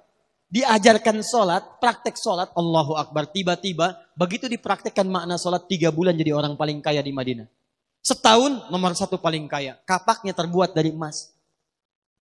Nah sekarang apa rahasianya bagaimana seseorang dengan sholatnya bisa mendapatkan 5 kemuliaan ini? Sukses, tenang, doa dikabulkan, jadi orang baik dan dekat dengan Allah Subhanahu wa taala. Disinilah kita akan baru memulai pengajian kita siang hari ini. Jadi ini baru dimulai ini ya. Boleh minum sebentar? Alhamdulillah. Jarang-jarang saya. Bismillah. 30 menit ya. Siap insya Allah? Baik. Kalau ada orang sholat tidak mendapatkan 5 hal ini, maka Al-Quran mengatakan cuma 2 penyebabnya. 1, besar kemungkinan orang sholat ini tidak khusyuk menunaikan sholatnya. Dalilnya Quran surah kedua ayat 45 sampai 46. 2, maaf. Besar kemungkinan kata Al-Quran, orang sholat ini tidak paham, tidak mengerti apa yang dibaca dan dilakukan dalam sholatnya. Takbir tapi tidak paham bacaan takbir. Sujud tidak mengerti kenapa mesti sujud. Karena ternyata Bapak Ibu sekalian, mohon maaf, semua bacaan dan gerakan sholat itu ada artinya. Jadi kita bukan cuma bergerak dari mulai ngangkat takbir sampai salam. Ini ngangkat ada maknanya Pak. Dan Nabi mengajarkan itu. Makanya diatur posisi tangan, kenapa sejajar dengan bahu hadwaman kibaihi. Di Al-Bukhari sama dengan di Muslim nomor hadis 319. Di Al-Bukhari nomor hadis 711. Kemudian ada yang sejajar dengan daun telinga. Di An-Nasai nomor hadis 1101. Kenapa bacaannya Allahu Akbar? Abu Dawud nomor hadis 857. Kenapa tangannya disimpan yang kanan menutup punggung yang kiri? Ini ada maknanya. An-Nasai nomor hadis 866. Kenapa bacaan doa iftitahnya ada sampai dengan 11 doa? Ada yang Allahumma ba'id, ada yang wajjahtu, ada yang bacaan singkat dan seterusnya. Kenapa rukunya sampai sejajar dari ujung kepala sampai dengan bagian belakang tubuh? Semua ternyata ada maknanya. Nah, kebanyakan orang sholat, kata para ulama, saat belajar tentang sholat itu, hanya belajar bacaan dan cara sholatnya saja, tapi tidak memahami tentang makna sholatnya. Silahkan kalau ditanya bagaimana bacaan takbir, Allahu Akbar. Bagaimana tangannya angkat sejajar dengan bahu. Tapi ketika ditanya kenapa tangannya diangkat, apa maknanya? Hampir orang sholat tidak memahami tentang pemaknaan makna-makna gerakan dan bacaan sholat. Karena itu hari ini kita akan bahas 1 saja. Karena kalau saya bahas ini ada 23 bab, 23 pasal. 1 bahasan bisa 2 jam. Ya, jadi sekarang kita akan ambil 1 bagian saja. Kita ambil contoh bagaimana petunjuk sholat yang diajarkan oleh Nabi SAW. Babnya dari mulai takbir sampai dengan salam. Itu nanti bisa dilihat di tayangan Akhir TV. Untuk hari ini kita akan ambil 1 bagian saja. Contoh. Yuk kita lihat pelan-pelan sini. Ini belajar sederhana ya. Sederhana belajarnya tapi maknanya sangat dalam. Saya mulai dari berdiri. Ini. Lihat baik-baik. Saya cukupkan sampai sini, nanti di sini kita selesai. Kemudian kita coba praktekkan dengan baik. Fokus ini. Hadis riwayat Abu Daud, nomor hadis 857. Saya tuliskan hadisnya dulu. Satu kita ambil di Al-Bukhari dulu.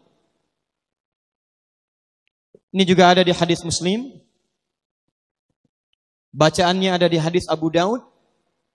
Abu Daud nama aslinya Sulaiman. Dari Sijistan, dikenal dengan Sulaiman As-Sijistani. Hafal 500.000 hadis.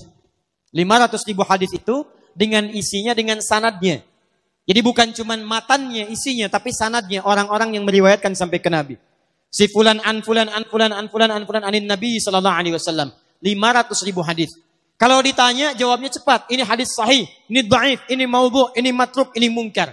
Sampai Ibnul Qayyim Al-Jauziyah mengatakan, kalau dulu ada Nabi Daud lunak, bisa melunakkan besi dengan tangan, ini Abu Daud bisa melunakkan hadis dengan lisannya. Sejak saat itulah dikenal dengan Abu Daud.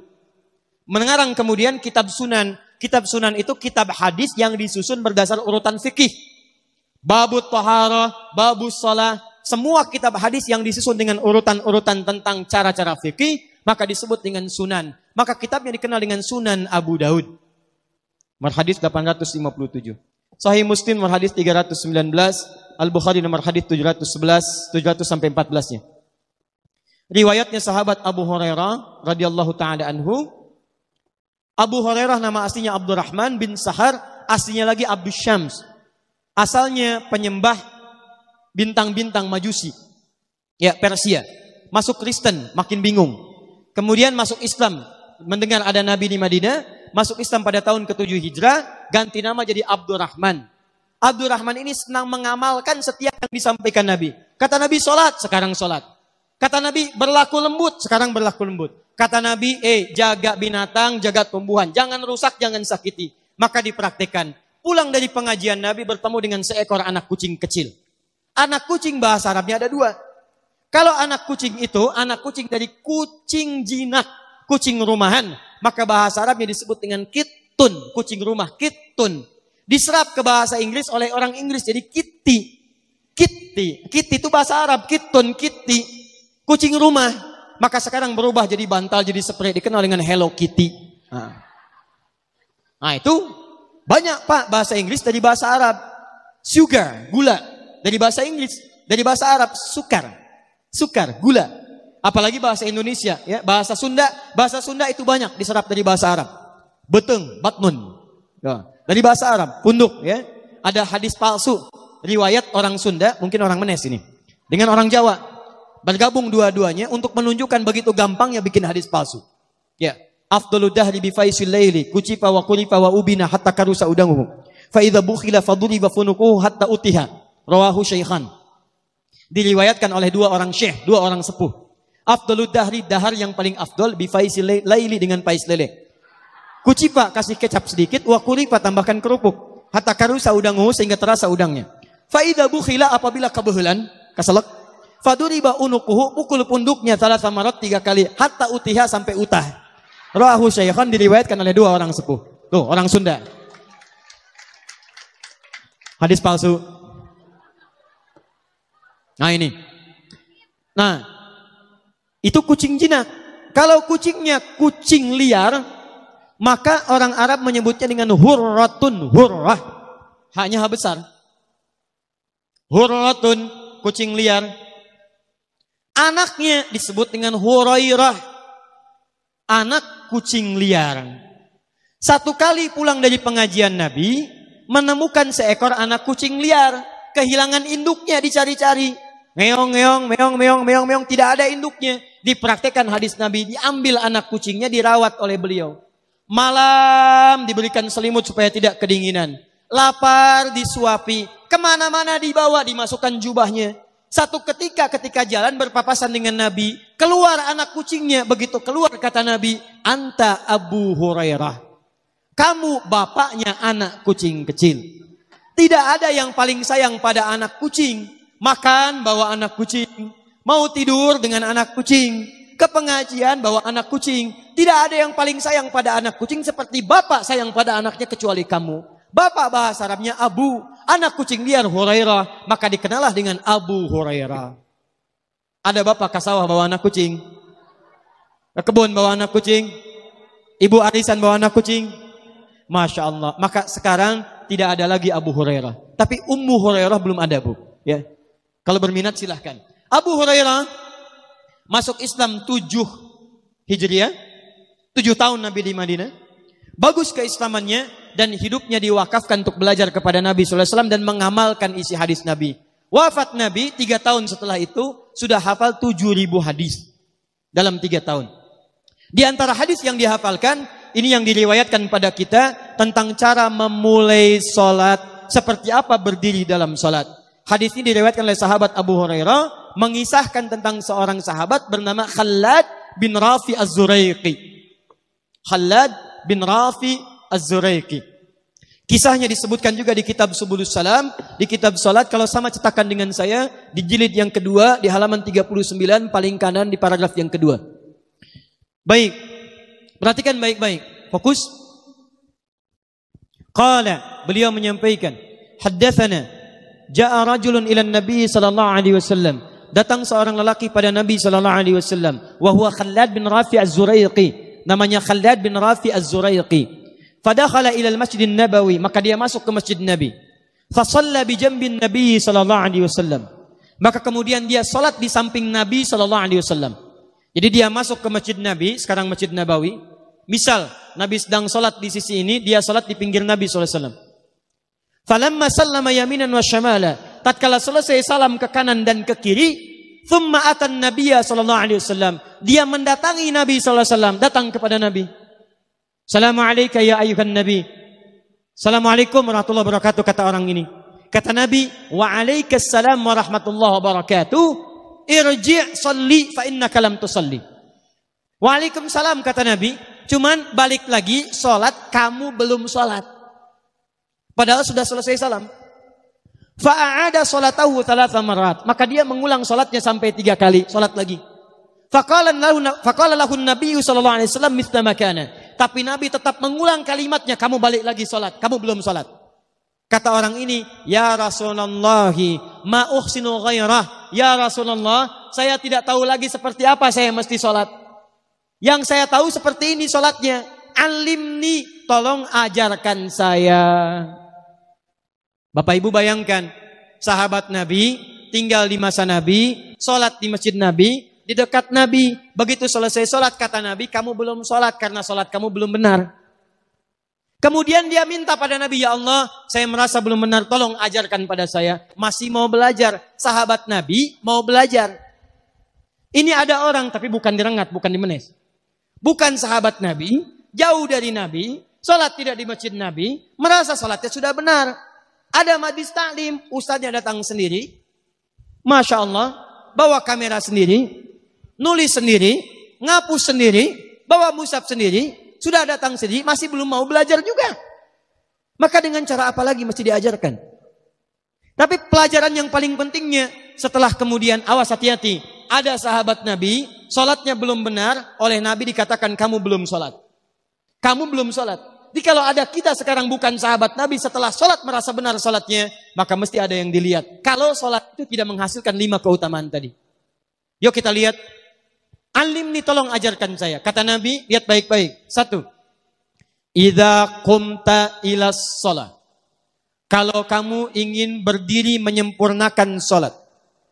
Kalimat sholat dalam Quran, dalam hadis hampir selalu diawali dengan kata aqama yuqimu. Qama yuqimu, alladzina yu'minuna bil ghaib wa yuqimunas shalah. Al-Baqarah 43, wa aqimus shalah. Lihat baik-baik, wa aqimis shalah. Quran surah 17 ayat 78, aqimis salata. Quran surah 29 ayat ke-45, utlu ma uhiya ilaika minal kitab wa aqimis shalah. Aqim, aqimu, yuqimun, itu artinya sempurna. Jadi Allah tidak menginginkan kita menunaikan salat kecuali salatnya sempurna. Bahasa tafsirnya, kalau kalimat ibadah diawali dengan kata sempurnakan, berarti ada orang yang menunaikan sholatnya tidak sempurna. Bagaimana cara menyempurnakannya? Ayo kita mulai bahasannya. Di sini kita berakhir. Kata Nabi, satu, asbighul wudu. Kalau sholat kamu ingin sempurna, maka sempurnakan dulu wudunya. Awas, hati-hati Bu ya. Bu. Lihat baik-baik. Kata para ahli hadis, kenapa Nabi mengajarkan wudu dulu? Padahal orang ini yang salahnya sholatnya. Kenapa wudunya yang diajarkan? Kata para ahli hadis, ini menunjukkan ada kaitan antara wudu dengan sholat. Kalau orang benar wudunya, pasti benar sholatnya. Kalau orang wudunya salah, akan berdampak pada tidak sempurna sholatnya. Silahkan ibu cek, anak ibu wudunya seperti flash, cepat, kilat. Secepat kilat, itu pasti menunjukkan sholatnya bermasalah. Nah sekarang bagaimana Nabi menunjukkan wudu yang benar? Yuk kita lihat pelan-pelan. Buka Quran surah ke-5 ayat ke-6, paling kiri sebelah atas. Saya mau ajarkan sedikit dulu ya, nanti setelah ini kita berhenti. Kalau yang mau sampai jam 2 silakan, saya jam 11 pulang. Ayo lihat sini, lihat. Kata Nabi kalau salatnya ingin sempurna dimulai dari wudu. Ya ayyuhalladzina amanu, kalimat wudu dibuka dengan kalimat iman. Idza qumtum ilas shalah, kalau kamu ingin sempurna dalam menunaikan salat, faghsilu wujuhakum, maka mulai dengan menyempurnakan wudu. Lihat baik-baik, saya tidak bermaksud mengajarkan, hanya mengulang kembali apa yang kita pelajari. Yang pokok dalam wudu itu ada 4. Sisanya sunnah. Awas, kalau yang 4 ini tidak sempurna maka batal wudunya. 1, faghsilu wujuhakum, basuh wajahnya. Kalau disebutkan wajah dalam bab wudu, itu tidak ada yang lain kecuali bagian tampak muka. Gitu ya. Kalau yang punya jenggot, itu termasuk janggutnya di selai-selai. Kalau bapak kalau tidak punya jenggot atau belum punya jenggot, tidak usah maksa. Karena sunnah dalam hadis jenggot itu sunnah merawat, bukan menumbuhkan. Silakan buka tentang babul liha, bab jenggot. Itu hadis-hadis tentang sunnah jenggot, sunnah merawat. Merawat bagi yang punya jenggot. Tapi yang tidak punya jenggot jangan dipaksakan. Beli arang, sok. Beli timun, tidak usah. Ya, tapi kalau ada jenggotnya silakan rawat dengan baik supaya menampakkan nilai-nilai kemuliaan. Tahan. Sekarang kita mulai. Bagaimana cara berwudu yang baik? Perhatikan baik-baik. Kata Quran faghsilu, membasuh wajah, kalimat Qurannya menggunakan kata ghasala. Ghasala itu ambil airnya, tumpahkan di tempat yang dibasuh. Ambil airnya, tumpahkan di tempat yang dibasuh. Mohon izin, tahan sebentar. Mas, sini Mas. Cik, punten ya, yang kan bantosan, kadia sekedap. Sifat wudu cuma ada 3. 1, pakai keran. 2, pakai gayung. 3, air yang mengalir. Ya, seperti di sungai, ada air mengalir itu nggak ada masalah. Tapi kalau menggunakan gayung, atau semisalnya, Nabi itu diriwayatkan dalam hadis, itu sangat menghemat air. Bahkan pernah beliau kemudian berwudu, kalau kita kemudian hitung, itu hanya sejumlah Pak, seaqua gelas Pak, cukup. Atau yang kedua menggunakan keran ya. Kalau sekarang kita ada keran, contoh ini kerannya. Ya. Kerannya agak tinggi sedikit. Nah. Dan kita sesuaikan. Ambil airnya. Misal contoh, ghasala. Ghasala itu bukan ditumpahkan, ambil air, tumpahkan di tempat yang akan dibasuh begini. Yang telunjuk itu kemudian menghapus atau menghilangkan kotoran di sela-sela mata, contoh. Yang jempol menghilangkan kotoran di sela-sela telinga bagian belakang di sini. Ya. Jadi kalau misalnya saya mulai ambil airnya, kemudian saya tumpahkan di sini, yang telunjuk membersihkan di jari-jari di sini, di sela-sela mata. Yang jempol kemudian membersihkan di sela-sela di bawah telinga sini. Kemudian di selesai. 1. Tahan sebentar ya, ini praktek dulu sebentar. 2. Wa aidiakum ilal marafiq, ini yang sering keliru. Dan tangan sampai siku. Ingat, tangan bahasa Arabnya yad, yadun. Tapi dalam ibadah itu selalu diberikan batas. Misal, ini kafun. Ini asabi'. Ini sampai sini rusghun. Sampai sini, Bapak Ibu sekalian, ini namanya mirfaq, jamannya marafiq. Sampai sini katif. Dari sini ke sini itu yad, tangan. dalam bab salat, bab wudu, bab ibadah, tidak pernah Al-Quran dan hadis menyebutkan tangan kecuali diberikan batasnya. Contoh, kita saat akan takbir, Allahu Akbar. Lihat An-Nasai nomor hadis 886. Kata Nabi, fawadu'a kaffahul yumna. Maka orang salat itu meletakkan telapak tangan yang kanannya alal yusra, di punggung yang kirinya. Jadi begitu takbir, Allahu Akbar, yang kanan meletakkan di punggung kiri. Apa batas meletakkannya? Cuman sampai 3. 1, yang telapak ke punggung begini, jadi boleh begini. Yang kedua, pergelangan ketemu pergelangan begini. Rusgun ala rusgin. Jadi begitu takbir, Allahu Akbar, ini boleh. Tapi nggak usah diukur Pak ya, jangan telat. Allah. Pas, cepat. Boleh nanti lebih sedikit ke sini. Yang tidak boleh, awas, ini dilarang dalam hadis. Yang tidak boleh kata Nabi, jangan engkau bersedekap seperti orang sombong. Kata para ulama bagaimana? Ketika tangannya bertemu dengan mirfaknya begini. Nah ini awas, sedekap yang dilarang, hati-hati. Kadang-kadang ada orang menes ke puncak subuh-subuh sholatnya begini. Ya, awas nih. Cuman 3, kalau tidak begini, begini, atau begini. Dan saat mengangkat itu cepat Pak. Hadisnya cepat. Fawadu'a. Fa itu di ilmu nahu harfu atfin rabitin baina syai'aini bila hudud. Huruf yang menyambungkan dua peristiwa tanpa jeda, cepat. Jadi antara mengangkat dengan meletakkan langsung angkat Allahu Akbar. Tidak ada gerakan lain. Maaf, saya tidak bermaksud menyalahkan. Saya alhamdulillah ada koleksi 1235 kitab hadis. Saya mencari gerakan dari ngangkat ke meletakkan begini, tidak menemukan gerakan lain.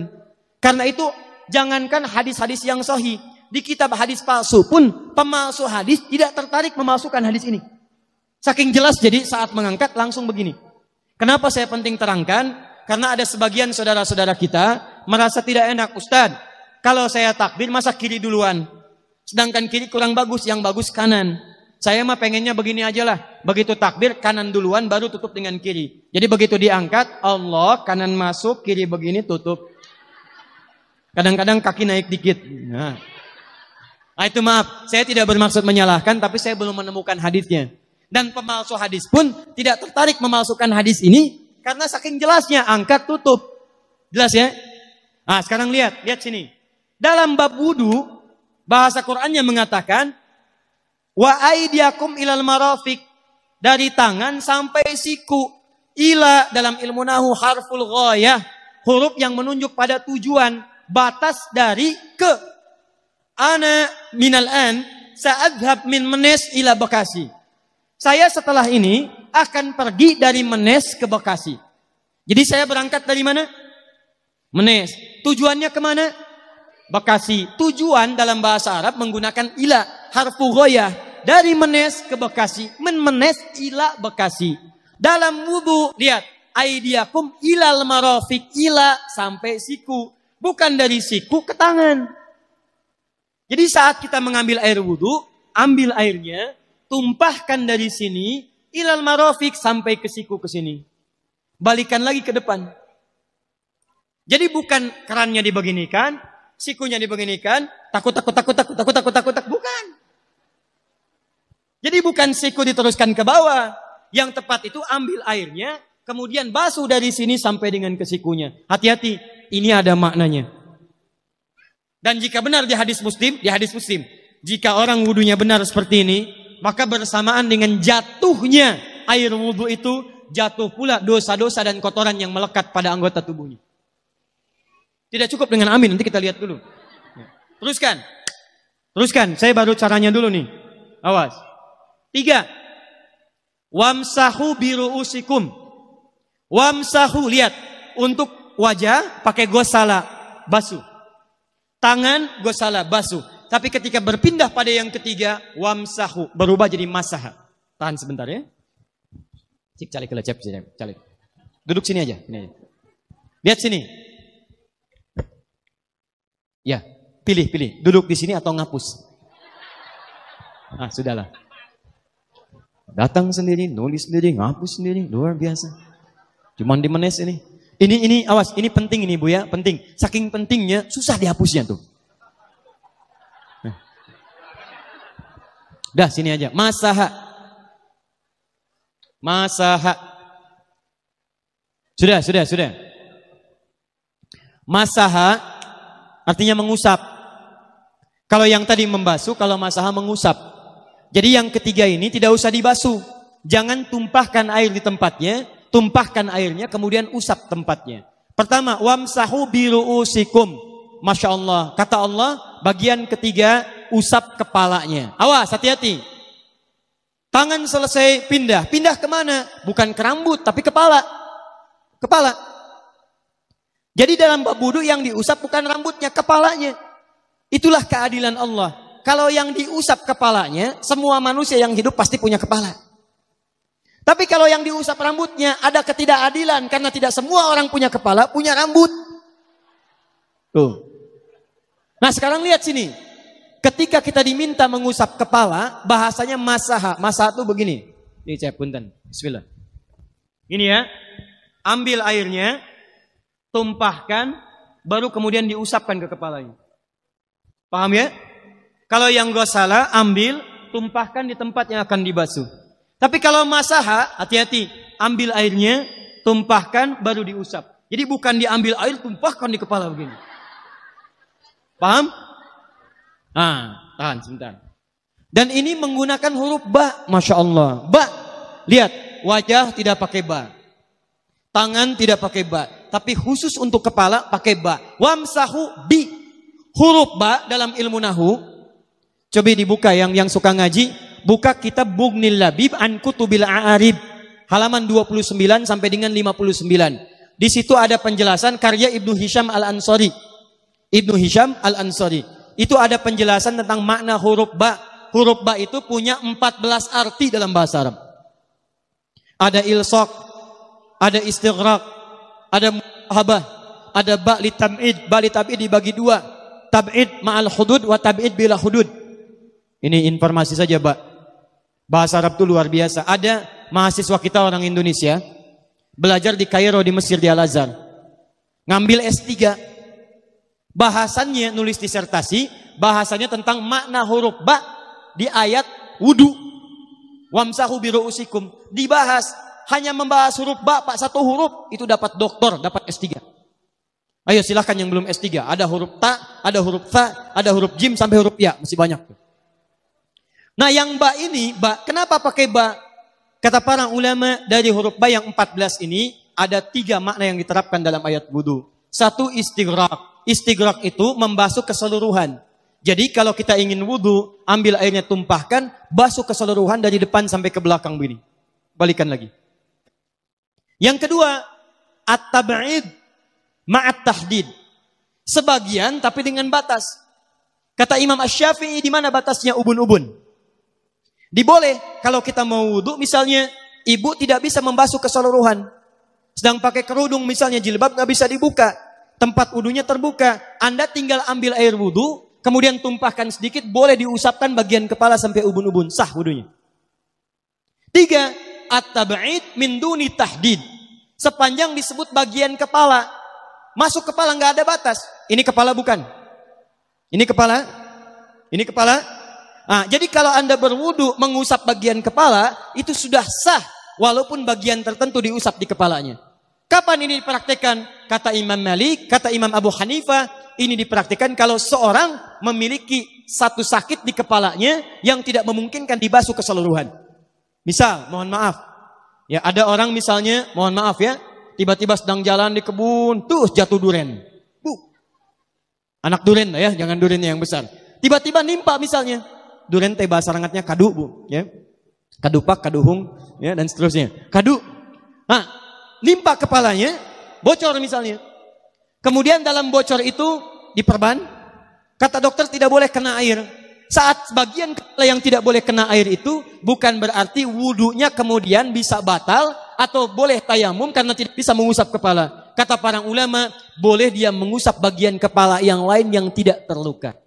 Itulah kenapa Allah memberikan huruf ba di sini untuk kemudahan bagi kita dalam menunaikan wudu. Tapi pastinya yang dibasuh kepalanya bukan rambutnya. Jadi kalau ada laki-laki sudah dandan, sisiran, rapi, tiba-tiba keran dibuka, yang diusap cuma rambutnya, ulak. Itu batal wudunya. Tidak sah. Harus diulang. Terakhir kaki. Kaki dibasuh sampai dengan bagian mata kakinya, dan ini tidak perlu saya terangkan karena mudah bagi kita untuk mempraktekannya. Tapi yang ingin saya jelaskan satu ini saja. Perhatikan baik-baik. Yang 4 ini wajib wudu. Tambahannya sunnah. Niat dimasukkan dalam wajibnya. Lihat sini. Kumur-kumur sunnah. Telinga sunnah. Istinsyak sunnah. Yang 4 ini wajib. Tapi terlepas dari wajib dan sunnahnya, perhatikan baik-baik. Kenapa ini disebut dengan wudu? Dan hebatnya Al-Quran mengistilahkannya dengan tohara. Tohara. Apa itu tohara? Apa itu suci? Tohara. Apa itu tohara? Suci. Apa itu suci? Tohara. Ada tohara, ada nadhafah, itu beda. Kalau nadhafah, bersih luarnya, tapi belum tentu bersih dalamnya. Bisa jadi luarnya bersih, tapi dalamnya najis. Misal, hewan yang paling najis apa? Yang haram. Misal, hewan tadi itu, hewan babi misalnya. Misal, dibersihkan, dimandikan, disisir, sampai bersih. Bersih tidak? Bersih. Tapi halal tidak? Suci tidak? Tidak. Al-khinziru nadhifun walakinnahu ghairu tahir. Babinya bisa bersih tapi tetap tidak halal, tidak suci dia. Tetap haram, tetap najis. Paham? Tapi kalau bersih luarnya dan suci dalamnya, maka kalimatnya berubah dari nadhafah jadi tohara.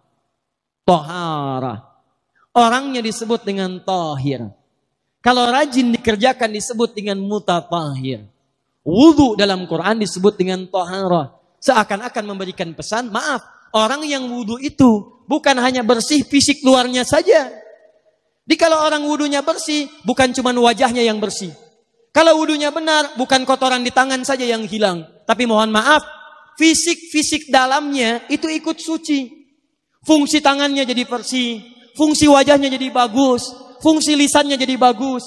Makanya kata Nabi, kalau orang benar wudunya bersamaan dengan air wudu yang menetes, maka tumpahlah kotoran-kotoran di bagian fisik-fisik tubuhnya.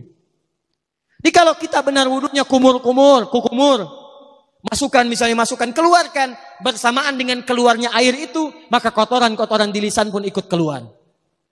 Tangan dibasuh, bersamaan dengan dibasuhnya tangan, fungsi tangan yang kotor-kotor itu ikut hilang. Hadis Muslim.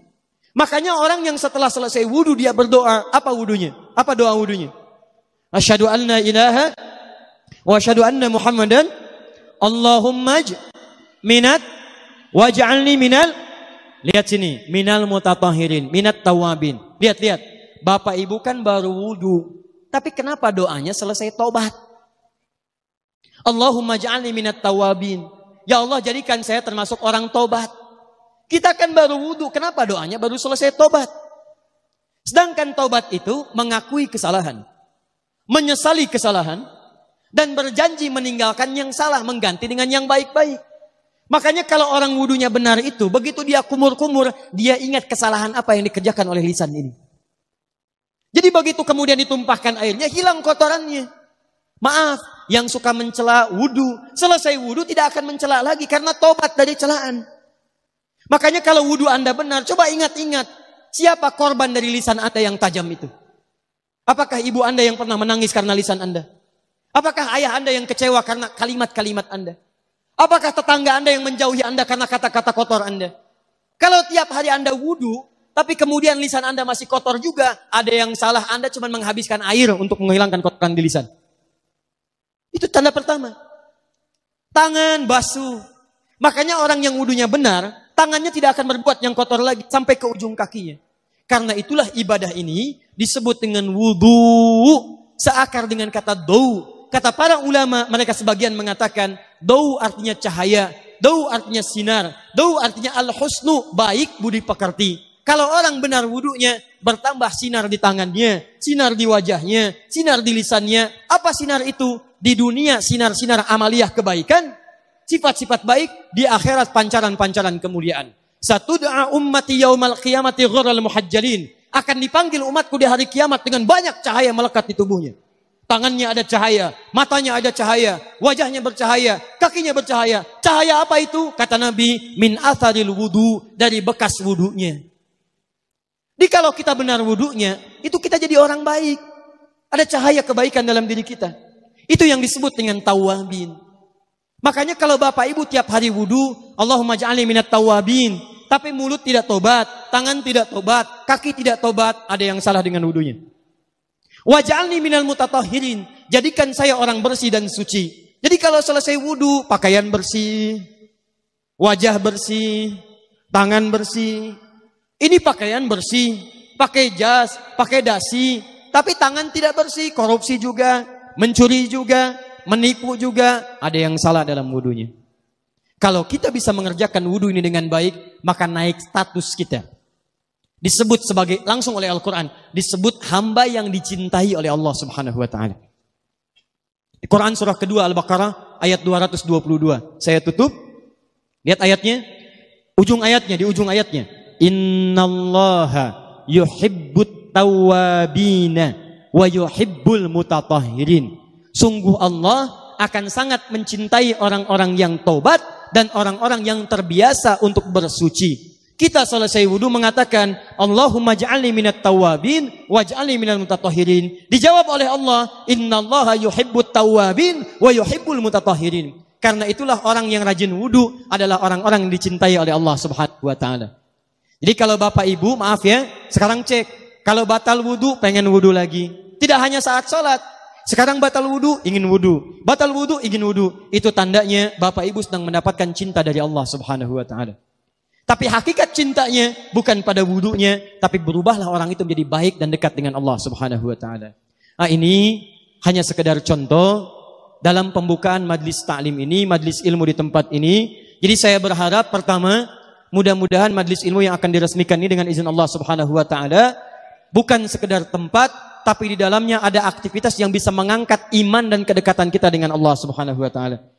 Cara mengangkat iman itu dengan amal soleh. Maka tolong materi-materi yang dibahas di majlis ilmu, tolong bahas tentang pembahasan-pembahasan amal soleh. Orang tua kita sudah memulai, ada kitab taharah amal soleh, kitab salat amal soleh, kitab saum amal soleh, kitab zakat amal soleh, kitab taharah amal soleh. Tolong dibahas, dibuat kurikulum, sehingga pelajaran-pelajarannya semakin terarah, jelas pelajarannya dan bisa digunakan dalam kehidupan kita. Yang terakhir, insya Allah, kalau orang Islam ini benar ibadahnya, benar salatnya, benar wudunya, maka selain jadi baik, bangsa Indonesia pun, negeri kita pun akan terbantu oleh kita semua. Dan insya Allah kita akan mendapatkan kejayaan di bumi pertiwi ini, menjadi bangsa dan maju dan bangsa yang terbaik insya Allah di dunia ini.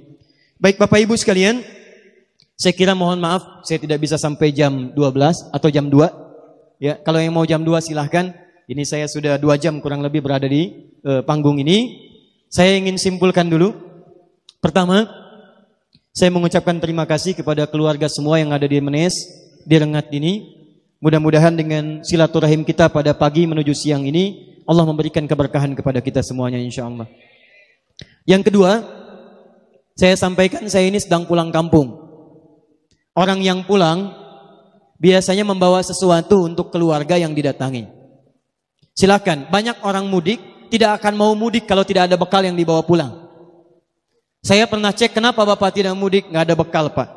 Tapi kalau punya bekal mudik, Masya Allah, ada yang pakai motor, motornya bebek, bekalnya singa. Oyo dandani, ditulisin, aku pulang, tulis karena ada yang dibawa. Maka saya pun pulang ke sini, saya membawa insya Allah beberapa hal yang saya bawa. Pertama, kami bawa mushaf sebanyak 4.000 mushaf. Kami sudah serahkan, insya Allah akan dibagikan sebagai perwakilan kepada ormas-ormas, majlis ta'lim, juga masjid-masjid di sekitaran Rengat. Mudah-mudahan dengan mushaf yang dibagikan itu, kita insya Allah bisa berubah, mempertahankan Menes sebagai kota santri, kota Al-Quran yang dekat dengan Allah Subhanahu wa ta'ala. Yang kedua, kami membawa alat-alat perlengkapan untuk sekolah, untuk anak-anak kita. Barangkali tidak semuanya bisa tercukupi. Ini hanya sebagai tanda awal saja kedatangan. Insya Allah kapan-kapan kami kirimkan lagi. Kami serahkan mudah-mudahan dengan alat-alat perlengkapan sekolah itu ada semangat anak-anak kita untuk meneruskan sekolah ke depan. Bupati hadir nggak Bupati? Oh, tidak ada. Ini gimana ini? Saya di tempat lain bupatinya datang, wakil gubernurnya datang. Ini saya pulang kampung nggak ada ini di sini. Baik, saya mau ngasih hadiah sebetulnya. Pak Camat ada Pak Camat? Tidak ada. Lurah ada lurah? Tidak ada. Sudah. Baik, yang ada siapa? RT jamaah. Baik, gini. Lihat sini. Saya ingin dulu itu dari Banten selalu ada anak-anak putra-putri kita yang menuntut ilmu sampai dengan keluar. Bahkan jadi mufti di luar atau pulang ke tempat masing-masing. Saya ingin tolong siapkan, nanti tahun depan saya akan tanya lagi, saya minta tolong siapkan anak-anak kita lulusan SMA atau sederajat pesantren, tolong yang hafal Quran, yang bisa sedikit-sedikit bahasa Arab, khususnya yang hafal Quran, khusus nanti untuk dari Banten, wilayah Menes, Pandeglang dan sekitaran, saya akan siapkan 5-10 orang, saya akan kirim ke luar negeri untuk belajar. Ya. Insyaallah nanti ada yang saya kirim ke Sudan, ada yang saya kirim ke Mesir, saya kirim ke Turki dan ke Saudi. Kalau nanti ada yang hafal Quran di sini? Berapa orang?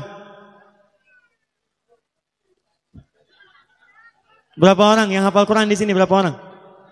9 panitia. Ada 9 orang. Udah, yang 9 orang yang hafal Quran 9 orang, masing-masing kami berikan hadiah 1 juta rupiah. Itu yang hafal Quran. Tahun depan nanti kita kirimkan, nanti saya kasih tahu ini penerimaannya di kampus ini untuk laki-laki di sini, perempuan di sini, ya. Nanti insya Allah kami sampaikan harus ada yang berangkat. Oh, ini hafal berapa juz? 10 orang.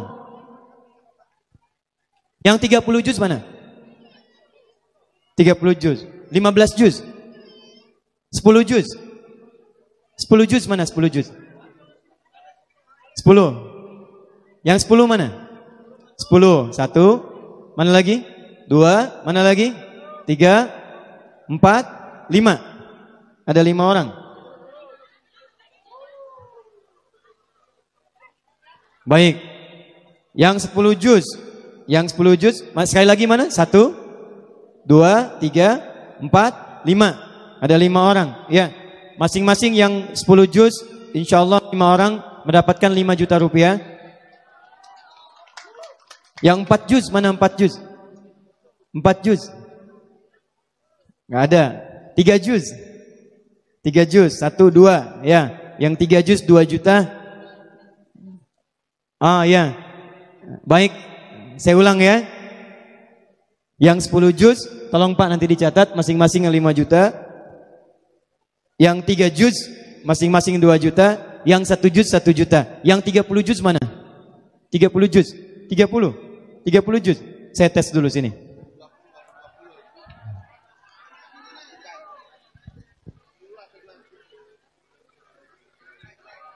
Hai ya Allah.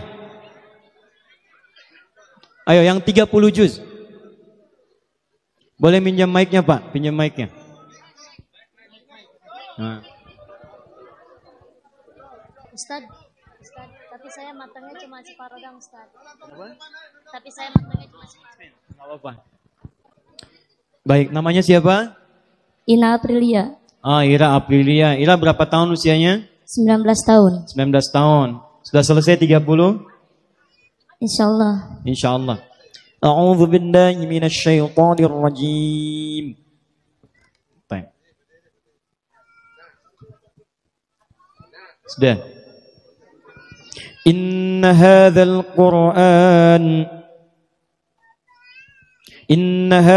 Qur'an yahdi lillati hiya aqwam. Teruskan. Oh, deg-degan. Ayo ta'awud.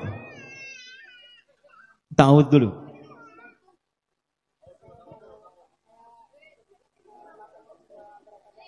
Berapa juz? Berapa yang mungkin?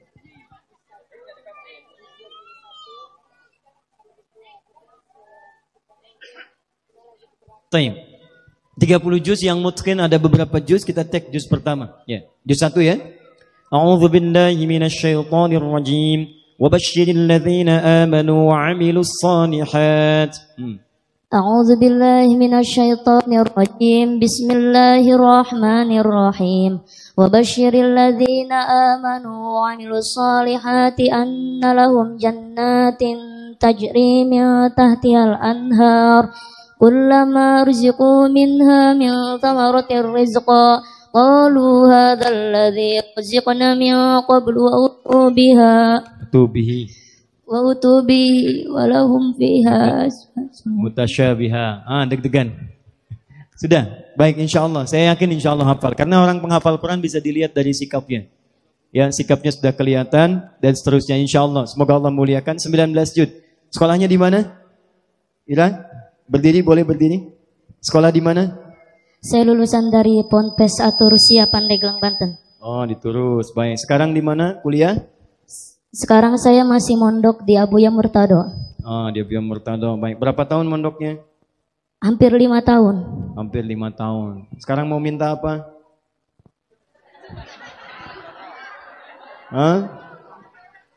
Mau minta apa?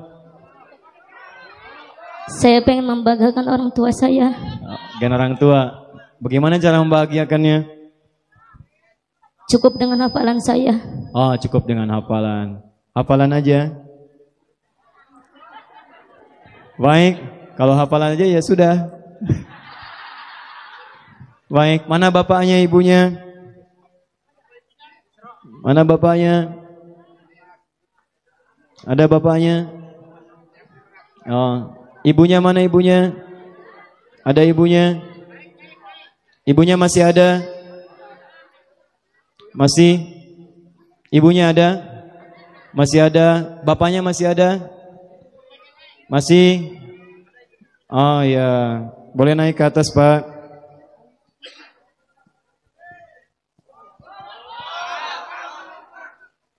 Mangga Pak.